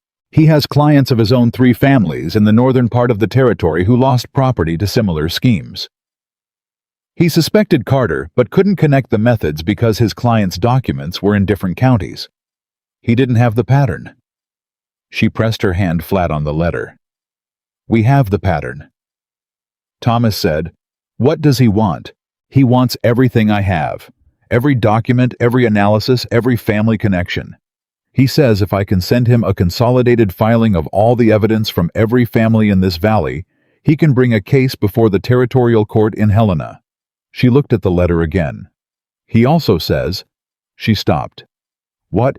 Samuel said. She read the line again to make sure she was reading it correctly. "He says he's heard Carter's version of events regarding my presence here. He says Carter has been telling people that I'm a confidence woman who targets vulnerable ranch families, that I arrived here claiming to be an expert to manipulate the Walker brothers into trusting me, and that any evidence I've assembled should be considered suspect because of my character and motivations." She set the letter down very carefully on the table. "He says this is now the central obstacle to the case, not the evidence. Me." Nobody said anything for a moment. Then Caleb said, "That's a lie." "Yes," Eleanor said. "It is." "Then we say so." "Caleb." She looked at him. The frustration in his voice was genuine, and she understood it completely, and she also understood something he didn't yet. Carter doesn't need the lie to be true. He just needs it to create enough doubt that a territorial judge hesitates. A woman with no property, no legal standing, no established reputation in this territory, who arrived at a ranch without being asked and inserted herself into a legal dispute. She paused. Carter's version of that story is not hard to tell. "Then we tell ours," Thomas said. "We will," Eleanor said. "But we have to understand what we're up against first." She looked back at the letter. "Fitch says he needs to meet with me personally before he files anything. He needs to assess the evidence himself, and he needs to," she chose the word carefully, "satisfy himself regarding the source." "He doesn't trust you," Samuel said flatly. "He doesn't know me," Eleanor said. "That's different. Carter has given him a story about me. He's a good lawyer, which means he doesn't take either side's word for anything. He wants to form his own opinion." She folded the letter. "Which is exactly what I would do in his position." "He's coming here?" Caleb asked. "He asks if I can come to him. He says the case will need to be based in Helena, and it would be more efficient." She stopped reading and looked up. "He says he can have his clerk arrange accommodations." Thomas and Caleb exchanged a look. "You're not going alone?" Caleb said. "I'm a grown woman who has been walking this territory alone for 9 days, Eleanor said. "You were walking it alone before Carter decided you were a problem," Caleb said. "That was before. This is different, and you know it." She did know it. She didn't like knowing it, but she did. "I'll take what Fitch needs from me," she said. "I'll compile everything tonight. If I leave tomorrow morning." "I'll go with you," Caleb said. "Business in Helena. Completely ordinary." "Thomas needs to stay here," Samuel said immediately. "Someone has to be on this property. Carter will try something if it's empty." "Then Thomas stays," Caleb said. "Samuel." "I'll stay with Thomas," Samuel said. "You go." It was decided quickly the way decisions got made in families that had been making them together for a long time. Eleanor watched it happen and felt the particular weight of being included in that process, not consulted exactly, but factored in the way you factored in a person who mattered. She went back to the papers. She worked through the rest of the day and into the night. building the consolidated filing, everything from the Walker documents, everything from Hennessy's packet, the notes she'd made about the forged signatures, the paper stock analysis, the railroad connection, the pattern of acquisition. She organized it the way she'd organized her father's accounts when they needed to be presented to a creditor. Not the way it happened, but the way it proved itself. Each piece of evidence supporting the next, the whole thing, moving from specific detail toward undeniable conclusion. Thomas brought her supper, and she ate without stopping work, which she recognized was a habit her father had always argued with her about, and which she had never been able to break. Caleb came in at 10 o'clock and looked at the volume of what she'd written, and didn't say anything, which was the right response. "I need you to go through the Walker documents one more time with me," she said. "I want to make sure I haven't misrepresented anything. This is your family's history. You should confirm every claim I make about it before I put it in front of a lawyer." He sat down across from her. They went through it together page by page, and twice he corrected a date, and once he added a detail she hadn't known, a conversation his father had mentioned having with Carter the first year before the loan that cast the original relationship in a different light. "Why didn't you tell me that before?" she asked. "I didn't think it mattered." "It matters," she said, and wrote it in. They finished after midnight. Caleb closed the last page and sat back. "Can I ask you something?" he said. "You can ask." "Why do you know how to do this?" He said it without any diminishment in it. Not why would someone like you, just genuine curiosity. Not the document reading, the all of it, the way you think about it, the strategy. Eleanor considered the question. "My father was a good man and a bad businessman," she said. "He trusted people he shouldn't have trusted, and he had no talent for seeing when he was being taken advantage of. I watched him lose money 3 times to people who were better at paperwork than he was. The third time nearly finished him." She straightened the pages in front of her. "I was 16. I spent 2 weeks reading every document he'd ever signed, and I found the place where the third man had changed the terms of an agreement after my father's signature was on it." She paused. "My father cried when I showed him. Not because he was grateful, because he was ashamed that his daughter had seen it before he did." Caleb was quiet. "I told him he had nothing to be ashamed of," she said. "That the man who deceived him was the one who should be ashamed. He said, 'Eleanor, the world doesn't work that way.'" She picked up her pen and set it down again. "He was right mostly. The world doesn't work that way. But sometimes you can make a piece of it work the right way if you're careful enough and you don't stop when it gets hard." Caleb looked at her for a long moment. "Get some sleep," he said. "We leave early." She slept 4 hours and woke with the particular clarity of a mind that had processed while the body rested. She dressed, braided her hair, checked her bag, all the documents secure, organized in the order she'd present them, protected inside a second leather folder she'd asked Thomas to lend her the night before. Caleb had 2 horses ready. They rode out as the sun was coming up, and Eleanor did not look back at the ranch house because she had learned a long time ago that looking back at things you weren't sure you'd return to made the leaving harder and the going slower. Helena was 2 days' ride. They talked as they rode, which surprised her. She had expected Caleb to be a silent traveling companion, and he was quiet, but not in the way of a man with nothing to say. He said things when they were worth saying, which was a quality she had always found rare enough to be remarkable. He asked her about her father's store. She told him. He asked about Harker Creek and what had happened there, and she told him more than she'd planned to because the rhythm of riding and the space of the road made it easier to say things than sitting at a table did. She told him about Hutchins, the full version, not the edited one she'd given the first morning. Hutchins, and the offer he'd made, and the refusal, and the coordinated collection of debts that had followed.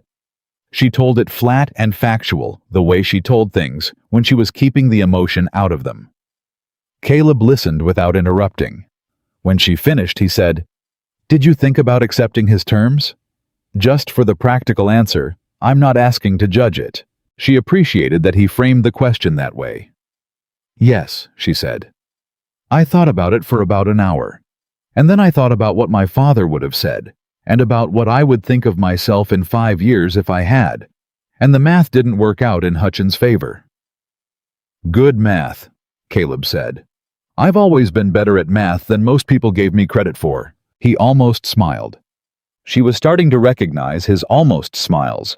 They were more frequent than his actual ones, and she found she preferred them because they were real. They arrived in Helena on the second afternoon and went directly to Fitch's office on the main street, which was the kind of office that communicated competence through understatement, good furniture, organized shelves, the smell of serious work. Aldous Fitch was younger than she expected. 40, maybe 45, with the kind of contained energy that made him seem like he was always thinking about three things simultaneously. He stood when they came in, which she noted, and his eyes went to Eleanor first, which she also noted. "Miss Whitmore," he said. "Mr. Fitch," she said. "Thank you for responding as quickly as you did. Your summary was remarkable," he said. "Clear, precise, well organized." He looked at her directly. "Carter said you were a manipulative woman with no legitimate expertise. I've been practicing law for 18 years, and I've read a lot of documents. The summary you sent me was written by someone with genuine analytical ability and professional precision. Those two things don't fit in the same picture." "Then you believe me," Eleanor said. "I believe the documents," he said. "Which is how a lawyer should operate." He gestured to the chairs in front of his desk. "Sit down. Tell me everything." She told him everything. It took 3 hours. Fitch asked questions, threw out sharp, specific questions that told her he understood what he was hearing, that he was building his own framework as she talked and testing it against hers. 3 times he asked her to go back and clarify a detail. Once, he asked her to prove something she'd stated, and she pulled the document from her folder and put it on his desk and showed him exactly what she'd based it on. He looked at it for a long time. "The ink compression on the capital letter," he said. "Yes." "I can get a document examiner to confirm that," he said. "There's a man in Helena who does this work for the court." "How quickly?" "If I pay him enough within a week." Eleanor nodded. "The paper stock," Fitch continued. "You're saying the same stock appears in documents given to at least 3 different families." "4 now," Eleanor said. "The Duvall's documents arrived through the Reverend yesterday morning before we left. I'll need to physically compare them." "I have them." She produced the folder. "All of them." Fitch looked at the folder, then at Eleanor, then at Caleb, who had been sitting quietly in the corner, the way a man sits when he's present to support something rather than lead it. "Walker," Fitch said. "Yes, sir," Caleb said. "You understand that if I take this case, Carter is going to come at your ranch hard in the next few weeks. He'll try to accelerate the legal proceedings in the county court, try to get a ruling before I can file in Helena." "We understand that," Caleb said. "You'll need to stall, not lie stall. Request extensions, question the court's jurisdiction given the pending territorial filing. Make him work for every inch." "Can you do that without a lawyer in your county?" "Eleanor drafted language for exactly that purpose before we left," Caleb said. And he said it with a directness that made clear it was not an afterthought. Fitch looked at Eleanor. "You anticipated this," he said. "I anticipated that you'd agree to take the case," she said. "I thought it was worth being prepared." He looked at her for a moment with an expression she couldn't entirely read, and then he said, "Carter told the county judge you were a fraud. He told 2 members of the territorial council you were a criminal. He is going to say those things in court if this goes the way I intend it to go." "I know," Eleanor said. "You'll need to be prepared for that." "Mr. Fitch," she said, "I have been called worse things than what Carter is saying about me by people who were standing close enough for me to see their faces. I'm prepared." He held her gaze. Then he nodded once. "I'll take the case," he said. "I'll need 2 weeks to file properly. Your job in the meantime is to keep that ranch intact and keep Carter from getting a ruling in the county court before I can get the territorial filing in front of a judge who isn't in his pocket." "What do we do if he moves faster than 2 weeks?" Caleb asked. "You send me a writer, immediately, day or night." Fitch picked up a pen. "I'll draft a preliminary injunction today that you can use to challenge any county court proceedings on jurisdictional grounds. It won't be perfect, but it will buy time." He worked while they sat there. Eleanor watched him write and thought about the shape of what was happening: months of careful, patient fraud meeting, 2 weeks of faster, more desperate counterpressure. She thought about Carter somewhere in this territory right now, confident in his machinery, certain that isolated families and a woman without property couldn't build a case capable of touching him. The confidence of a man who had never been seriously opposed. She thought that was probably Carter's real vulnerability. Not the forged documents, not the pattern she'd uncovered. The fact that he had done this so many times without consequences that he had stopped preparing for consequences. Fitch handed Caleb the draft injunction language 40 minutes later. "One more thing," he said. He looked at Eleanor. "Carter's narrative about you is going to be tested the moment this filing becomes public.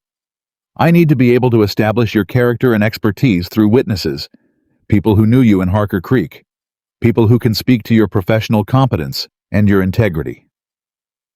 Eleanor thought about Harker Creek, about the people there who might speak for her. She had not had many allies in that town by the end. Hutchins had seen to that. "There's a woman named Mrs. Clara Briggs," she said. "She was my neighbor for 2 years. She was also my father's longest customer. She saw everything that happened with Hutchins, and she—" Eleanor paused. "She's not a woman who speaks up easily, but she knows the truth." "Can you contact her?" "I'll write to her tonight," Eleanor said. She also thought about someone else. Someone she had not thought about in weeks because the present had been too consuming to leave room for the past. But Fitch's question about witnesses had opened a door she'd kept closed. "There's also a man named Garrett Webb," she said. "He was a land agent in Millhaven, my home county. He worked with my father for 6 years, and he watched me keep the books. He told me once that I had the best instinct for a false document he'd ever seen." She stopped. "I don't know if he'd be willing to travel to testify.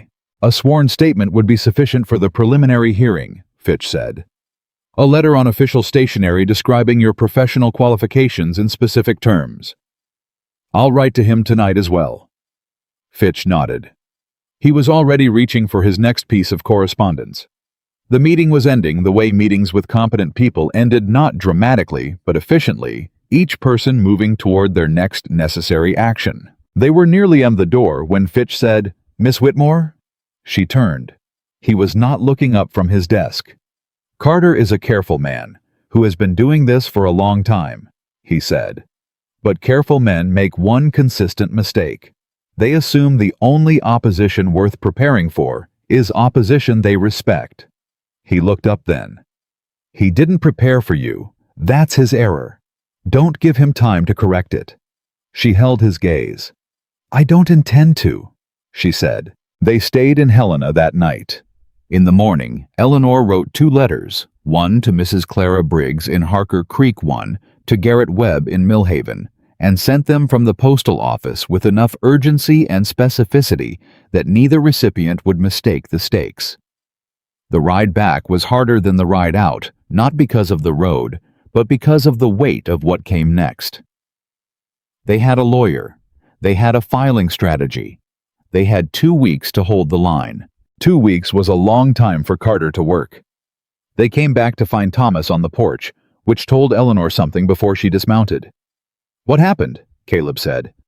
"Carter filed in county court yesterday," Thomas said. "Moved to accelerate the hearing to 10 days out. Judge Hartwell set a date." Caleb looked at Eleanor. She reached into her bag and pulled out the injunction language Fitch had drafted. "Get me ink," she said. "We're filing a jurisdictional challenge tomorrow morning." She filed it herself in person at the county courthouse the next day. Samuel drove her in and waited outside with the horses while she walked into the clerk's office and submitted the paperwork with the composed certainty of someone who had spent the last 3 weeks being underestimated and was done accommodating it. The clerk, a young man nervous who clearly knew who she was, in the sense that Carter had made sure he knew, looked at the filing and looked at her and then looked at the filing again. "This challenges Judge Hartwell's jurisdiction," he said. "Yes," Eleanor said. "That's a significant claim." "It is," Eleanor said, "which is why I've been careful to support it thoroughly. You'll note the reference to the pending territorial court filing on page 2. He looked at page 2. "This is—" He stopped. "Complete?" Eleanor said pleasantly. "Would you like me to wait while you process it, or shall I come back this afternoon?" He processed it while she waited. She came out into the morning air, and Samuel looked at her face and said, "Good, filed," she said. "Let's go home." The jurisdictional challenge did what Fitch had intended it to do. It created procedural uncertainty that forced Carter's lawyers to respond, which bought 3 days. Carter's lawyers were good, but they were working within a framework built on corruption and a jurisdictional challenge that referenced a territorial court filing couldn't be dismissed without revealing that the county judge lacked impartiality, which was exactly the kind of thing you couldn't admit in a legal filing. Carter escalated differently. He sent a man to the ranch. Not Hobart this time. Someone new, older, with a different kind of authority in his bearing. He came to the door and asked for Caleb and Eleanor both, which was specific enough to tell Eleanor that Carter had accepted that she was not peripheral to this situation. The man introduced himself as Carter's attorney. He said his name was Moss. "Mr. Carter is prepared to offer a settlement," Moss said. He said it at the kitchen table with his hat in his hands, which was either courtesy or performance. He is prepared to withdraw the debt claim entirely, acknowledge the Walker family's clear title to Black Creek Ranch, and pay a sum of $500 as compensation for any inconvenience caused by the dispute. Eleanor looked at Caleb. Caleb looked at Eleanor. $500 was more than the Walker Ranch earned in a good year. It was life-changing money. It would pay down debts, buy cattle cover 2 winters. "In exchange for what?" Eleanor asked. Moss looked at her. "All documents and materials related to the current dispute to be surrendered to Mr. Carter. No further legal action to be taken by any party. Miss Whitmore to depart the territory within 30 days. She kept her face completely neutral. Carter was offering everything the Walkers needed to survive. And in exchange, he was asking for the evidence, and for Eleanor to leave, which meant he knew the evidence was dangerous, and he knew Eleanor was the one holding it together. He was not trying to win the legal fight. He was trying to buy his way out of the legal fight before it became the kind of fight he couldn't buy his way out of. "I'll need a moment to speak with the Walker family privately," Eleanor said. Moss nodded. He stepped onto the porch. Eleanor looked at Caleb, then at Thomas, then at Samuel. "He's scared," Samuel said. "Yes," Eleanor said. $500, Thomas said quietly. He said it the way a man says something that costs him something to look at directly. "I know," Eleanor said. "That's—" Thomas stopped. "I know what it is," Eleanor said, "and I need you to understand something clearly before any of us says anything else. This decision belongs to this family, not to me. I'm going to tell you what I think, and then it's your decision." She looked at each of them. "If you take this settlement, Carter walks away. Not just from your ranch, from everything. From the 5 families in this valley. From the 3 families in the north that Fitch has been working on. From however many others we haven't found yet. He gets to keep the railroad scheme. He gets to keep his land, and he gets to keep doing exactly this to the next family that's desperate enough to borrow money from him." She paused.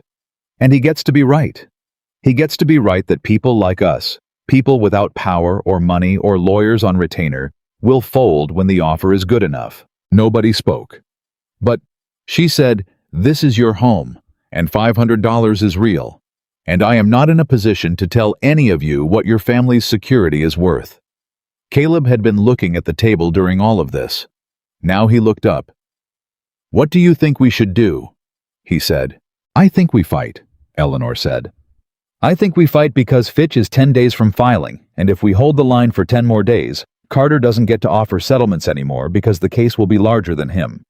But I think that's my judgment, and it's your ranch and your risk." Thomas said, "Samuel." Samuel said, "We fight." Thomas looked at Caleb. Caleb stood up. He went to the porch door and opened it. Moss turned around. "Tell Carter," Caleb said, "that Black Creek Ranch is not for sale, and neither is our honor." Moss looked at Caleb, then briefly at Eleanor, who was standing behind Caleb's shoulder. He put his hat on. "Mr. Carter will be disappointed," he said. "I imagine he will," Caleb said.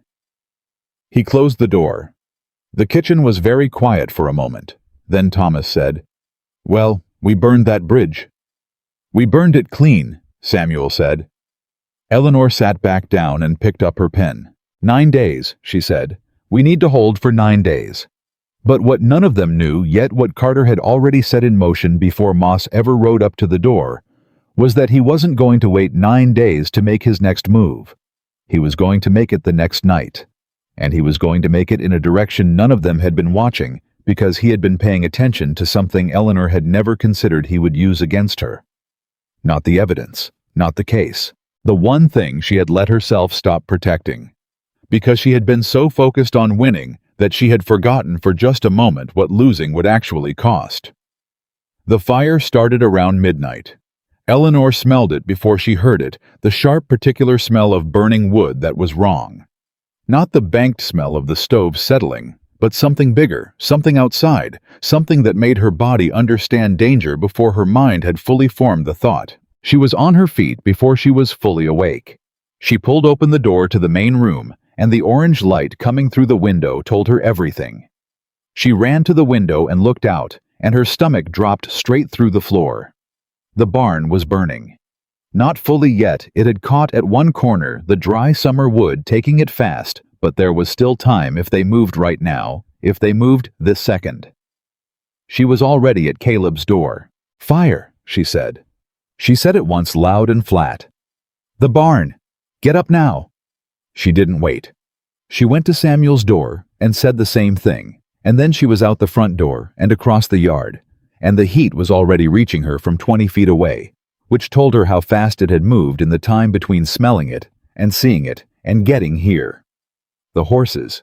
There were 4 horses in that barn. She didn't think past that. She pulled her sleeve over her hand and pushed the barn door open, and the smoke hit her first, thick and low, and she dropped below it instinctively and moved along the wall, calling to the horses. The way she'd heard her father do it. Low, steady, not calm exactly, but controlled, because animals felt what you felt, and panic was contagious. The nearest horse came to her voice. She got the stall latch open and slapped the animal hard on the flank, and it went for the door, and she moved to the next one. She got 2 out before Caleb was beside her. He didn't say anything. He went straight to the 3rd stall. She went to the 4th. The smoke was thicker now, burning her eyes, and she could hear the fire finding purchase in the hay above, a rising hungry sound that made the primitive part of her brain want to run, and the part she'd been training for 30 years hold her exactly where she needed to be. She got the 4th horse out. Caleb was already outside. She followed, and the night air hit her like cold water, and she bent over coughing for several seconds. Hands on her knees, while around her the Walker brothers moved with the organized urgency of men who had practiced for emergencies without ever expecting them. Thomas had the water moving with buckets from the trough.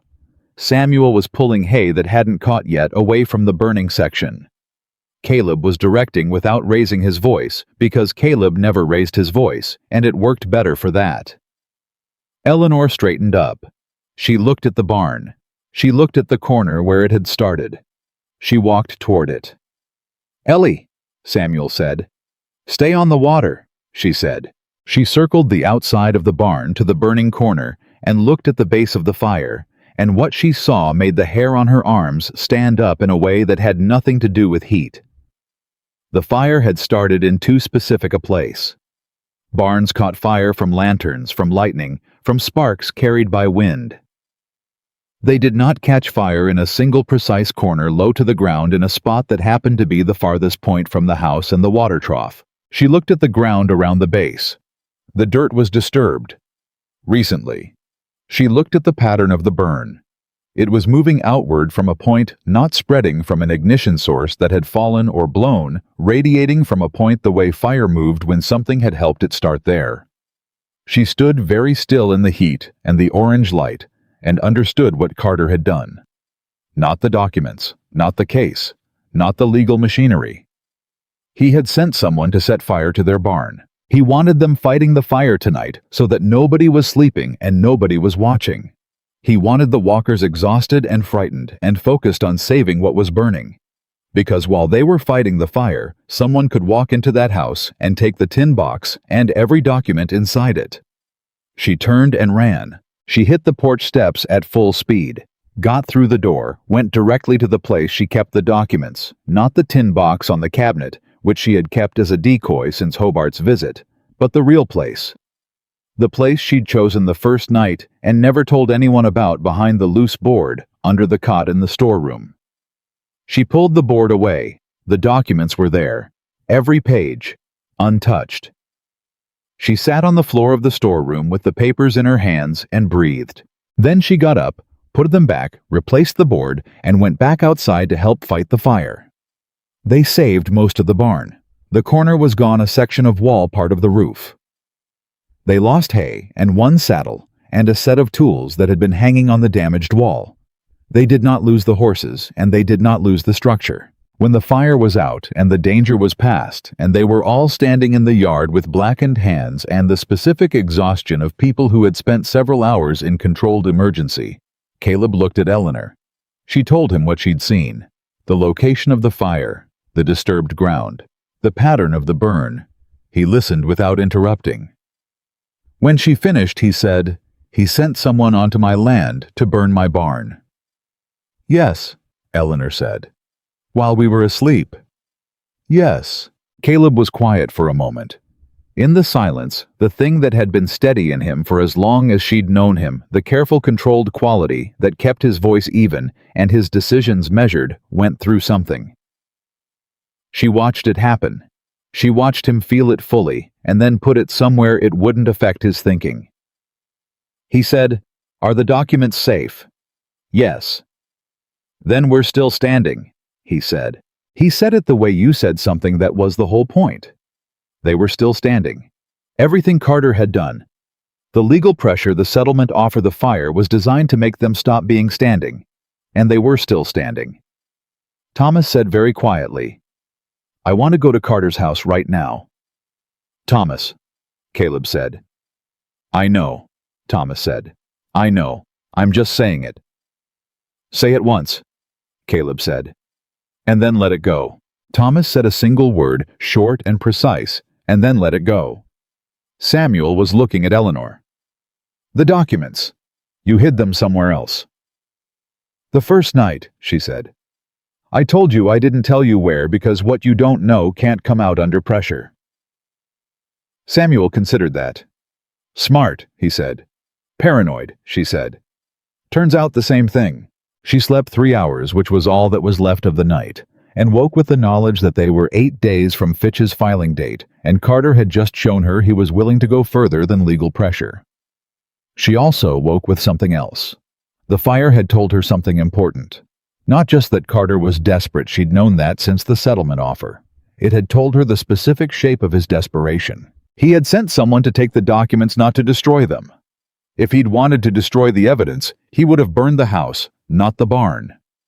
He'd set the barn alight to draw them out, and while they were out, someone was supposed to slip in and find what he needed. Which meant Carter didn't just want to derail the case. He wanted to know what she had. He wanted to understand what she'd built before it came at him in a courtroom. He was afraid of something specific in those documents. She spent the morning going back through everything with new eyes, looking for what Carter would be most frightened of. She found it an hour in a detail she'd noted, and filed, but not yet fully weighted. The railroad filing. Greer's filing on Carter's behalf was a matter of public record. She'd known that since Caleb found it. But in rereading the document closely, she found something she'd missed the first time. The filing referenced a prior agreement between Carter's land holding company and a representative of the railroad consortium. An agreement that had been signed 14 months ago, which was 2 months before Carter had made his first acquisition in this valley, and 8 months before the formal survey had been announced. Carter hadn't been speculating that a railroad route might come through this valley.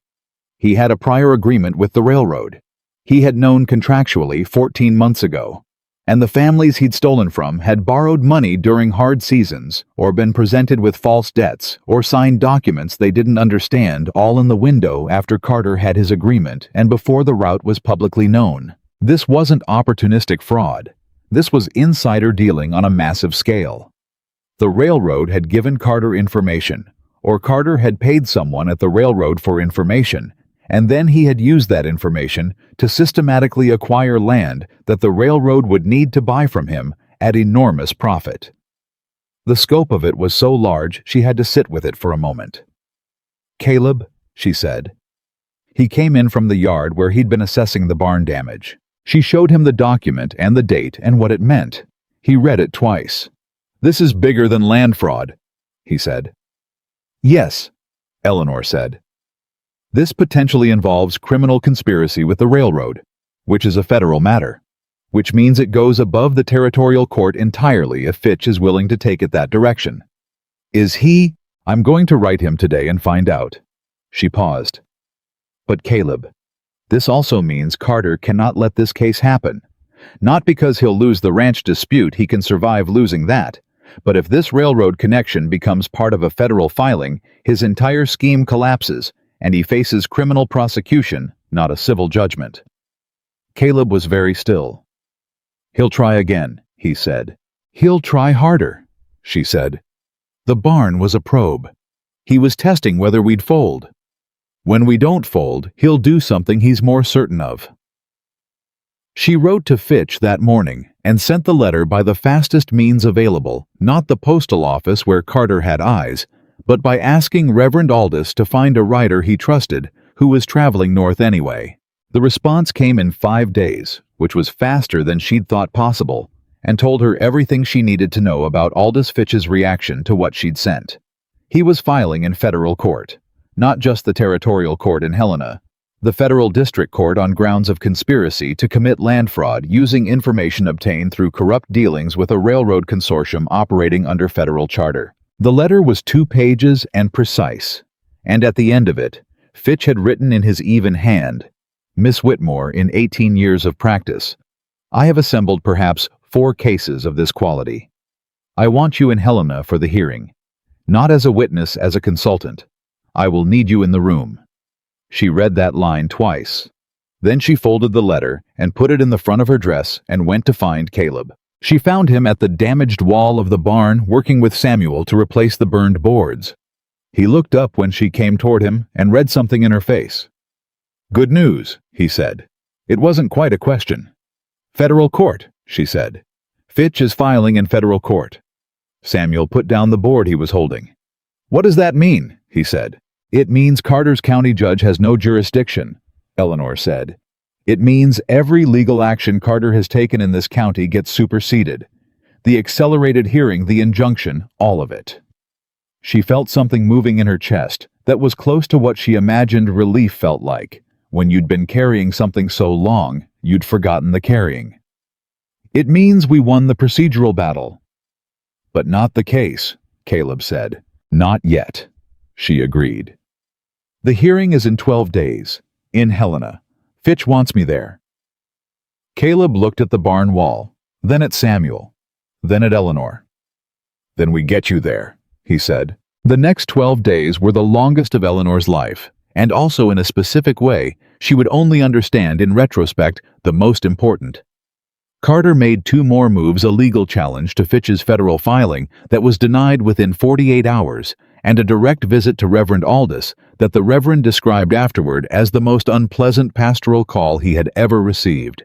Carter had been threatening without saying anything technically threatening, which was a skill Eleanor thought he had probably practiced for years. The Reverend had been unmoved. He was a man who had been threatened by larger things than Nathaniel Carter and had outlasted them. 3 of the 5 Valley families sent sworn statements to Fitch's office. The Duvals sent a representative in person.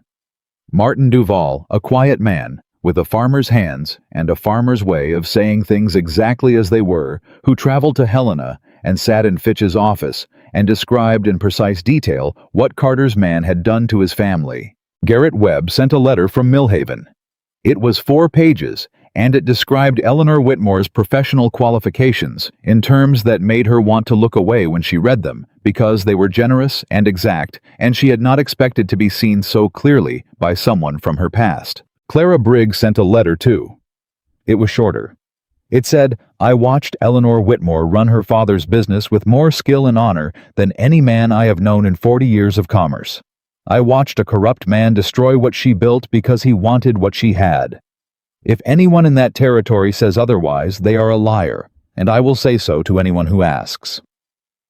Eleanor held that letter in her hands for a long time. She had not known Clara Briggs would do that. She had hoped. She had not known. The federal hearing was set for a Thursday. They arrived in Helena on the Tuesday before Caleb Thomas Eleanor and Martin Duvall, who had made the journey again, and went directly to Fitch's office, where the next day and a half became a kind of sustained intensity Eleanor had never experienced before and suspected she would never experience again. Fitch worked the way she worked, without stopping, without wasting motion, asking questions that expected answers, and taking those answers seriously, regardless of who offered them. He had his document examiner's report. The ink compression on the forged signatures had been confirmed professionally. The paper stock had been matched across 4 separate documents given to 4 separate families. He had the railroad filing with Greer's name. He had the prior agreement showing Carter's inside knowledge 14 months before the public survey. He had 37 specific instances of document fraud across 6 families in the Valley and 3 families in the Northern Territory. He also had the testimony of the clerk at the county office, not in person, because the man was not brave enough for in person, but in a sworn statement that described payments from Carter's landholding company to Judge Hartwell, with enough specificity to be corroborated by financial records Fitch had subpoenaed directly. "Carter is going to have a very good lawyer," Fitch told Eleanor the night before the hearing. "His name is Palmer. He's from Chicago. He's better than good." "What's his approach going to be?" Eleanor asked. "He's going to attack the sources," Fitch said. "He's going to argue that every piece of evidence runs through you, that you assembled it, you interpreted it, you connected it, and that you are not a licensed professional and have a personal grievance against Carter because of what happened in Harker Creek." "He knows about Harker Creek," Eleanor said. "Carter made sure of it," Fitch said. "Palmer will argue that a woman with a documented grievance against wealthy men who use property disputes to harm people cannot be trusted to objectively interpret documents in a property dispute."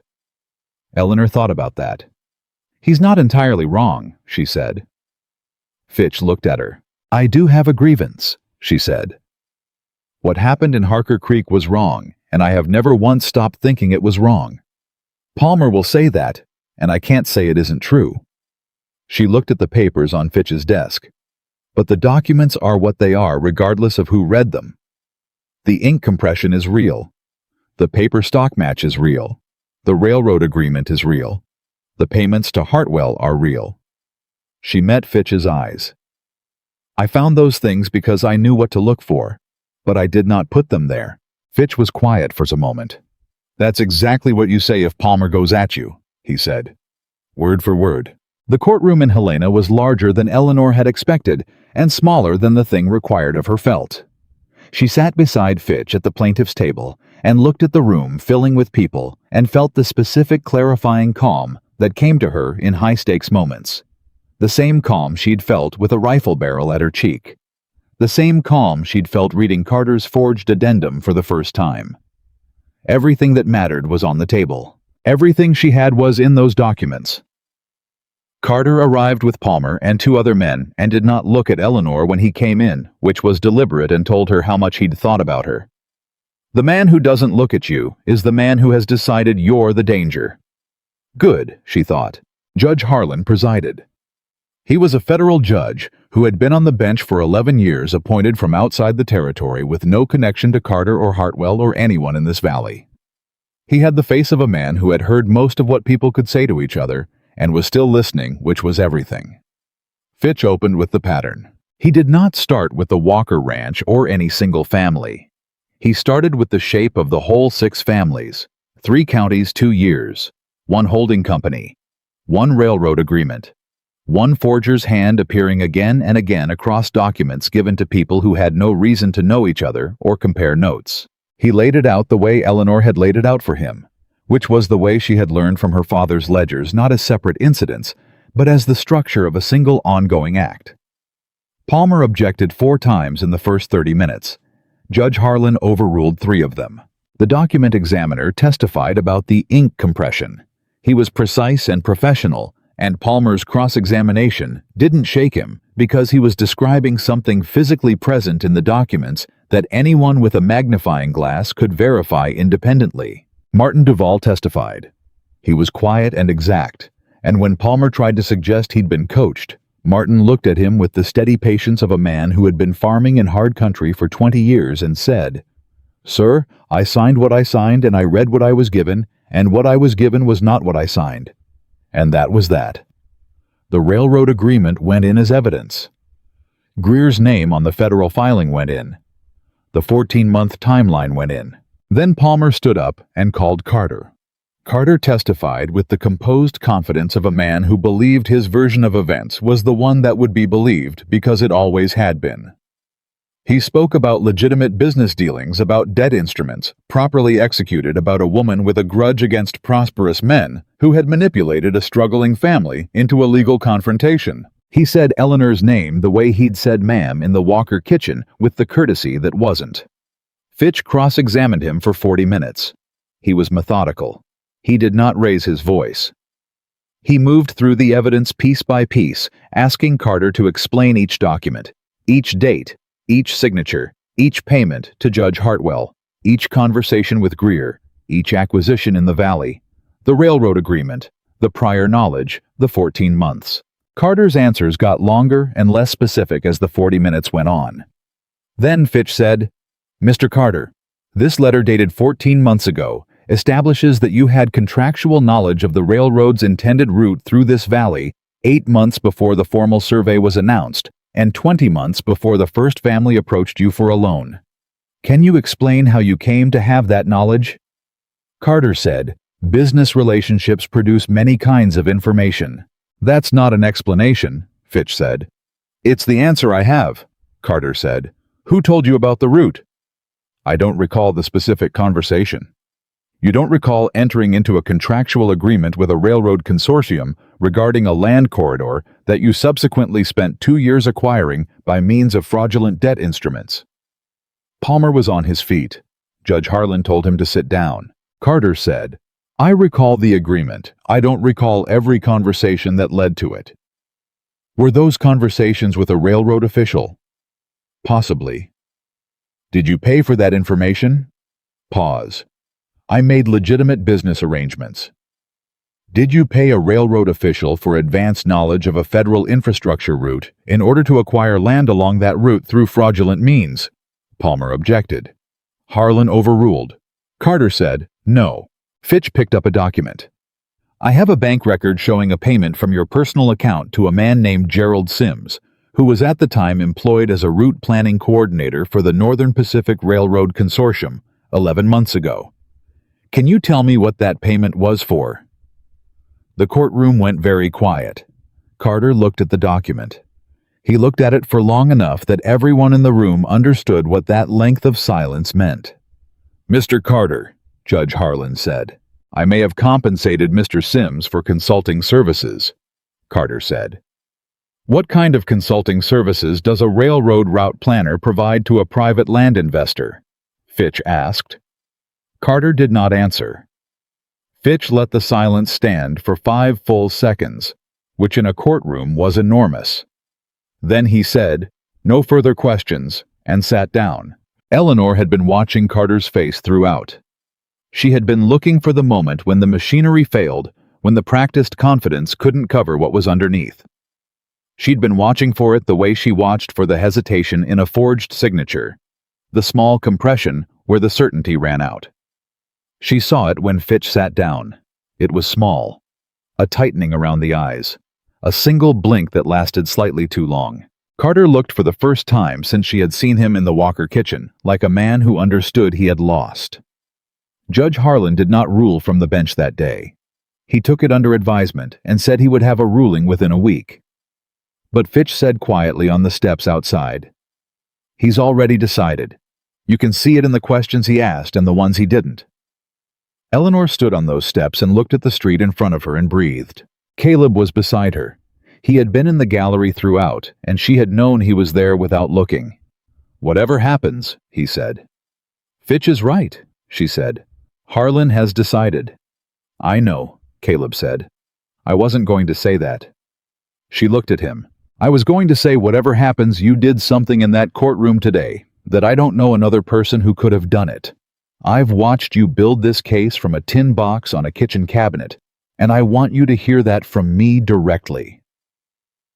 He said it straight the way he said everything. Whatever happens. Eleanor looked at him for a moment. She thought about the barn in the dark and the rifle barrel and a cup of coffee set down beside her without comment while she worked at midnight, and the $11 in her bag that first morning, and the road that had brought her to this valley. "It's not whatever," she said. "We won, Caleb." She said it with the certainty she'd learned to carry, not the false certainty of someone performing confidence, but the real thing earned through 30 days of evidence and 12-hour nights, and the specific courage of refusing to be what other people had decided she was. She was right. Judge Harlan's ruling came in 6 days. It was 42 pages, and it was, as Fitch described it to Eleanor when she read it in his office, thorough enough to be unreviewable. Carter's fraudulent debt claims were voided across all 6 Valley families. His title to the properties he'd acquired through manipulation was ordered, reviewed, and returned where fraud could be demonstrated. The railroad agreement was referred to federal investigators for review of potential corruption within the consortium. Judge Hartwell was referred for judicial conduct review. Carter faced criminal charges. Fitch spent a long time on page 31, which specifically named and credited the document analysis that had first identified the pattern of forgery, and which described the method by which the evidence had been assembled. He handed Eleanor the pages open to page 31. She read it. Her name was in the federal record, not as a victim, not as a witness, as the person who had seen what others had missed. She handed it back without saying anything because there wasn't anything adequate to say, and Fitch seemed to understand that. They rode back to Black Creek Ranch 3 days later. Thomas met them in the yard, and his face when he saw Caleb's expression told him everything before anyone spoke. "We won," Thomas said. "We won," Caleb said. Thomas sat down on the porch step with his hands between his knees like a man who needed a moment. Samuel came out and stood in the yard. He looked at Eleanor. "You did this," he said. "We did this," she said. "Ellie?" He said her name with a directness he hadn't had the first night in the barn. "You did this." She let that stand because it was true enough. 2 weeks later, a letter came from a law office in Helena. Not Fitch's office, a different one larger with a territorial reputation that Eleanor had heard of in the professional way you heard of things you never expected to be relevant to your life. They were offering her a position, not a clerical position, not a bookkeeper's position, a formal role as a document analyst and legal consultant, permanent and salaried, working on cases involving property fraud and contract disputes. The letter described the position in language that made clear they had read Harlan's ruling and understood exactly what she had done, and had specifically sought her out because of it. She read it twice at the kitchen table while the Walker brothers ate breakfast and waited. "What is it?" Thomas asked. She told them. Nobody spoke for a moment. Then Samuel said, "Helena." "Yes," she said. "You'd leave," he said. It wasn't accusation, just the fact of it. She looked at the letter. She thought about what it meant, not just the money though. The money was real, but the thing underneath it. A world offering her a place in it on terms that had nothing to do with what she looked like, or where she'd been, or what she'd survived. A door opening because she had earned it. She had wanted that for longer than she could remember. She had walked 17 miles in the rain toward the idea of it. She folded the letter. Caleb had not said anything. He'd been looking at his coffee cup since she'd started reading, and he continued looking at it now with the stillness of a man choosing what to say from among several things. He said, "There's something I want to show you before you make any decisions." She looked at him. He took her outside. He walked her east of the main house, past the repaired barn, past the east fence line, to a piece of ground she hadn't spent much time near. He stopped. There was a foundation. Stone and timber laid out in the shape of a small house. Not new, the stone had been there a while from the look of it, but the timber framing was recent. Recent enough to be from the last few weeks. She stared at it. "You've been building," she said. "When I could," he said. "This is—" She stopped. "When you came here," Caleb said, You had 17 miles behind you and a barn in front of you, and nobody who had thought to ask when you'd last eaten. And I thought then, and I should have said it sooner, but I'm saying it now, that wasn't right." He looked at the foundation. "This place has been needing a house on it for 3 years. I kept not getting to it." He paused. "I started getting to it about 2 weeks after you sat down at my kitchen table." Eleanor looked at the foundation. She looked at the space it described, small but real-sized for a person who owned things, who stayed places, who had a door to close. "Caleb," she said, "you can take the position in Helena," he said. "You should take it, maybe. You earned it. I'm not standing here trying to tell you what to do with your life." He looked at her directly. "But I want you to know that if you wanted to come back to this valley after a year or 5 or whatever Helena gives you, that you need, there will be a house here with your name on it. Not a storeroom with a cot, not a barn." He paused. "A home." Eleanor looked at the foundation for a long time. She thought about her father and the accounts and the third man who had almost finished them. She thought about Harker Creek and Hutchins and $11. She thought about a rifle barrel in the dark and a cup of coffee set down beside her without comment, and 3 brothers who had learned to look away so she could eat with dignity. She thought about what it meant to be offered a future, not one future, two. A future she had built toward through 30 days of hard work in a world that had finally looked at her and recognized what she was. And a future she had not been looking for, made of stone and timber on the east side of a Montana ranch, offered by a man who had asked when she'd last eaten before he knew what she could do for him. She turned to Caleb. "I'll take the position," she said. "Helena needs what I have. And I need—" She paused, finding the honest words for it. "I need to stand in a place where the world sees me as what I am. I need that for myself." Caleb nodded. "Once." "And then," she said, "when that's done, when I've done what that work needs from me, and I've been seen clearly in it, I want to come back to this valley." He looked at her. "This house," she said, "with the east window. I'd want an east window." Something happened in Caleb Walker's face. Not quite a smile, he wasn't given to those she had learned. Something quieter than a smile, and more permanent. "East window," he said. "I'll see to it." Eleanor Whitmore had walked into this valley with 17 miles behind her, and nothing but the truth in her hands. She had fought the truth against money and corruption and the kind of arrogance that believed itself invincible. She had won.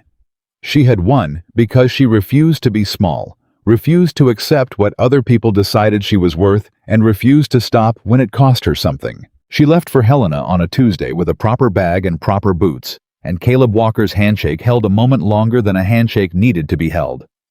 She left knowing something she had not known the night she arrived. That the world did not get to decide what she was worth. She had already decided. And no man, no forged document, no fire in the night, no locked door, no rifle barrel in the dark had ever been able to change what she had decided about herself. That was the thing they had all missed. The thing Carter had never understood, and Hutchins had never understood, and every town that had closed its door to her had never understood. Eleanor Whitmore was not a woman you could afford to underestimate. She never had been.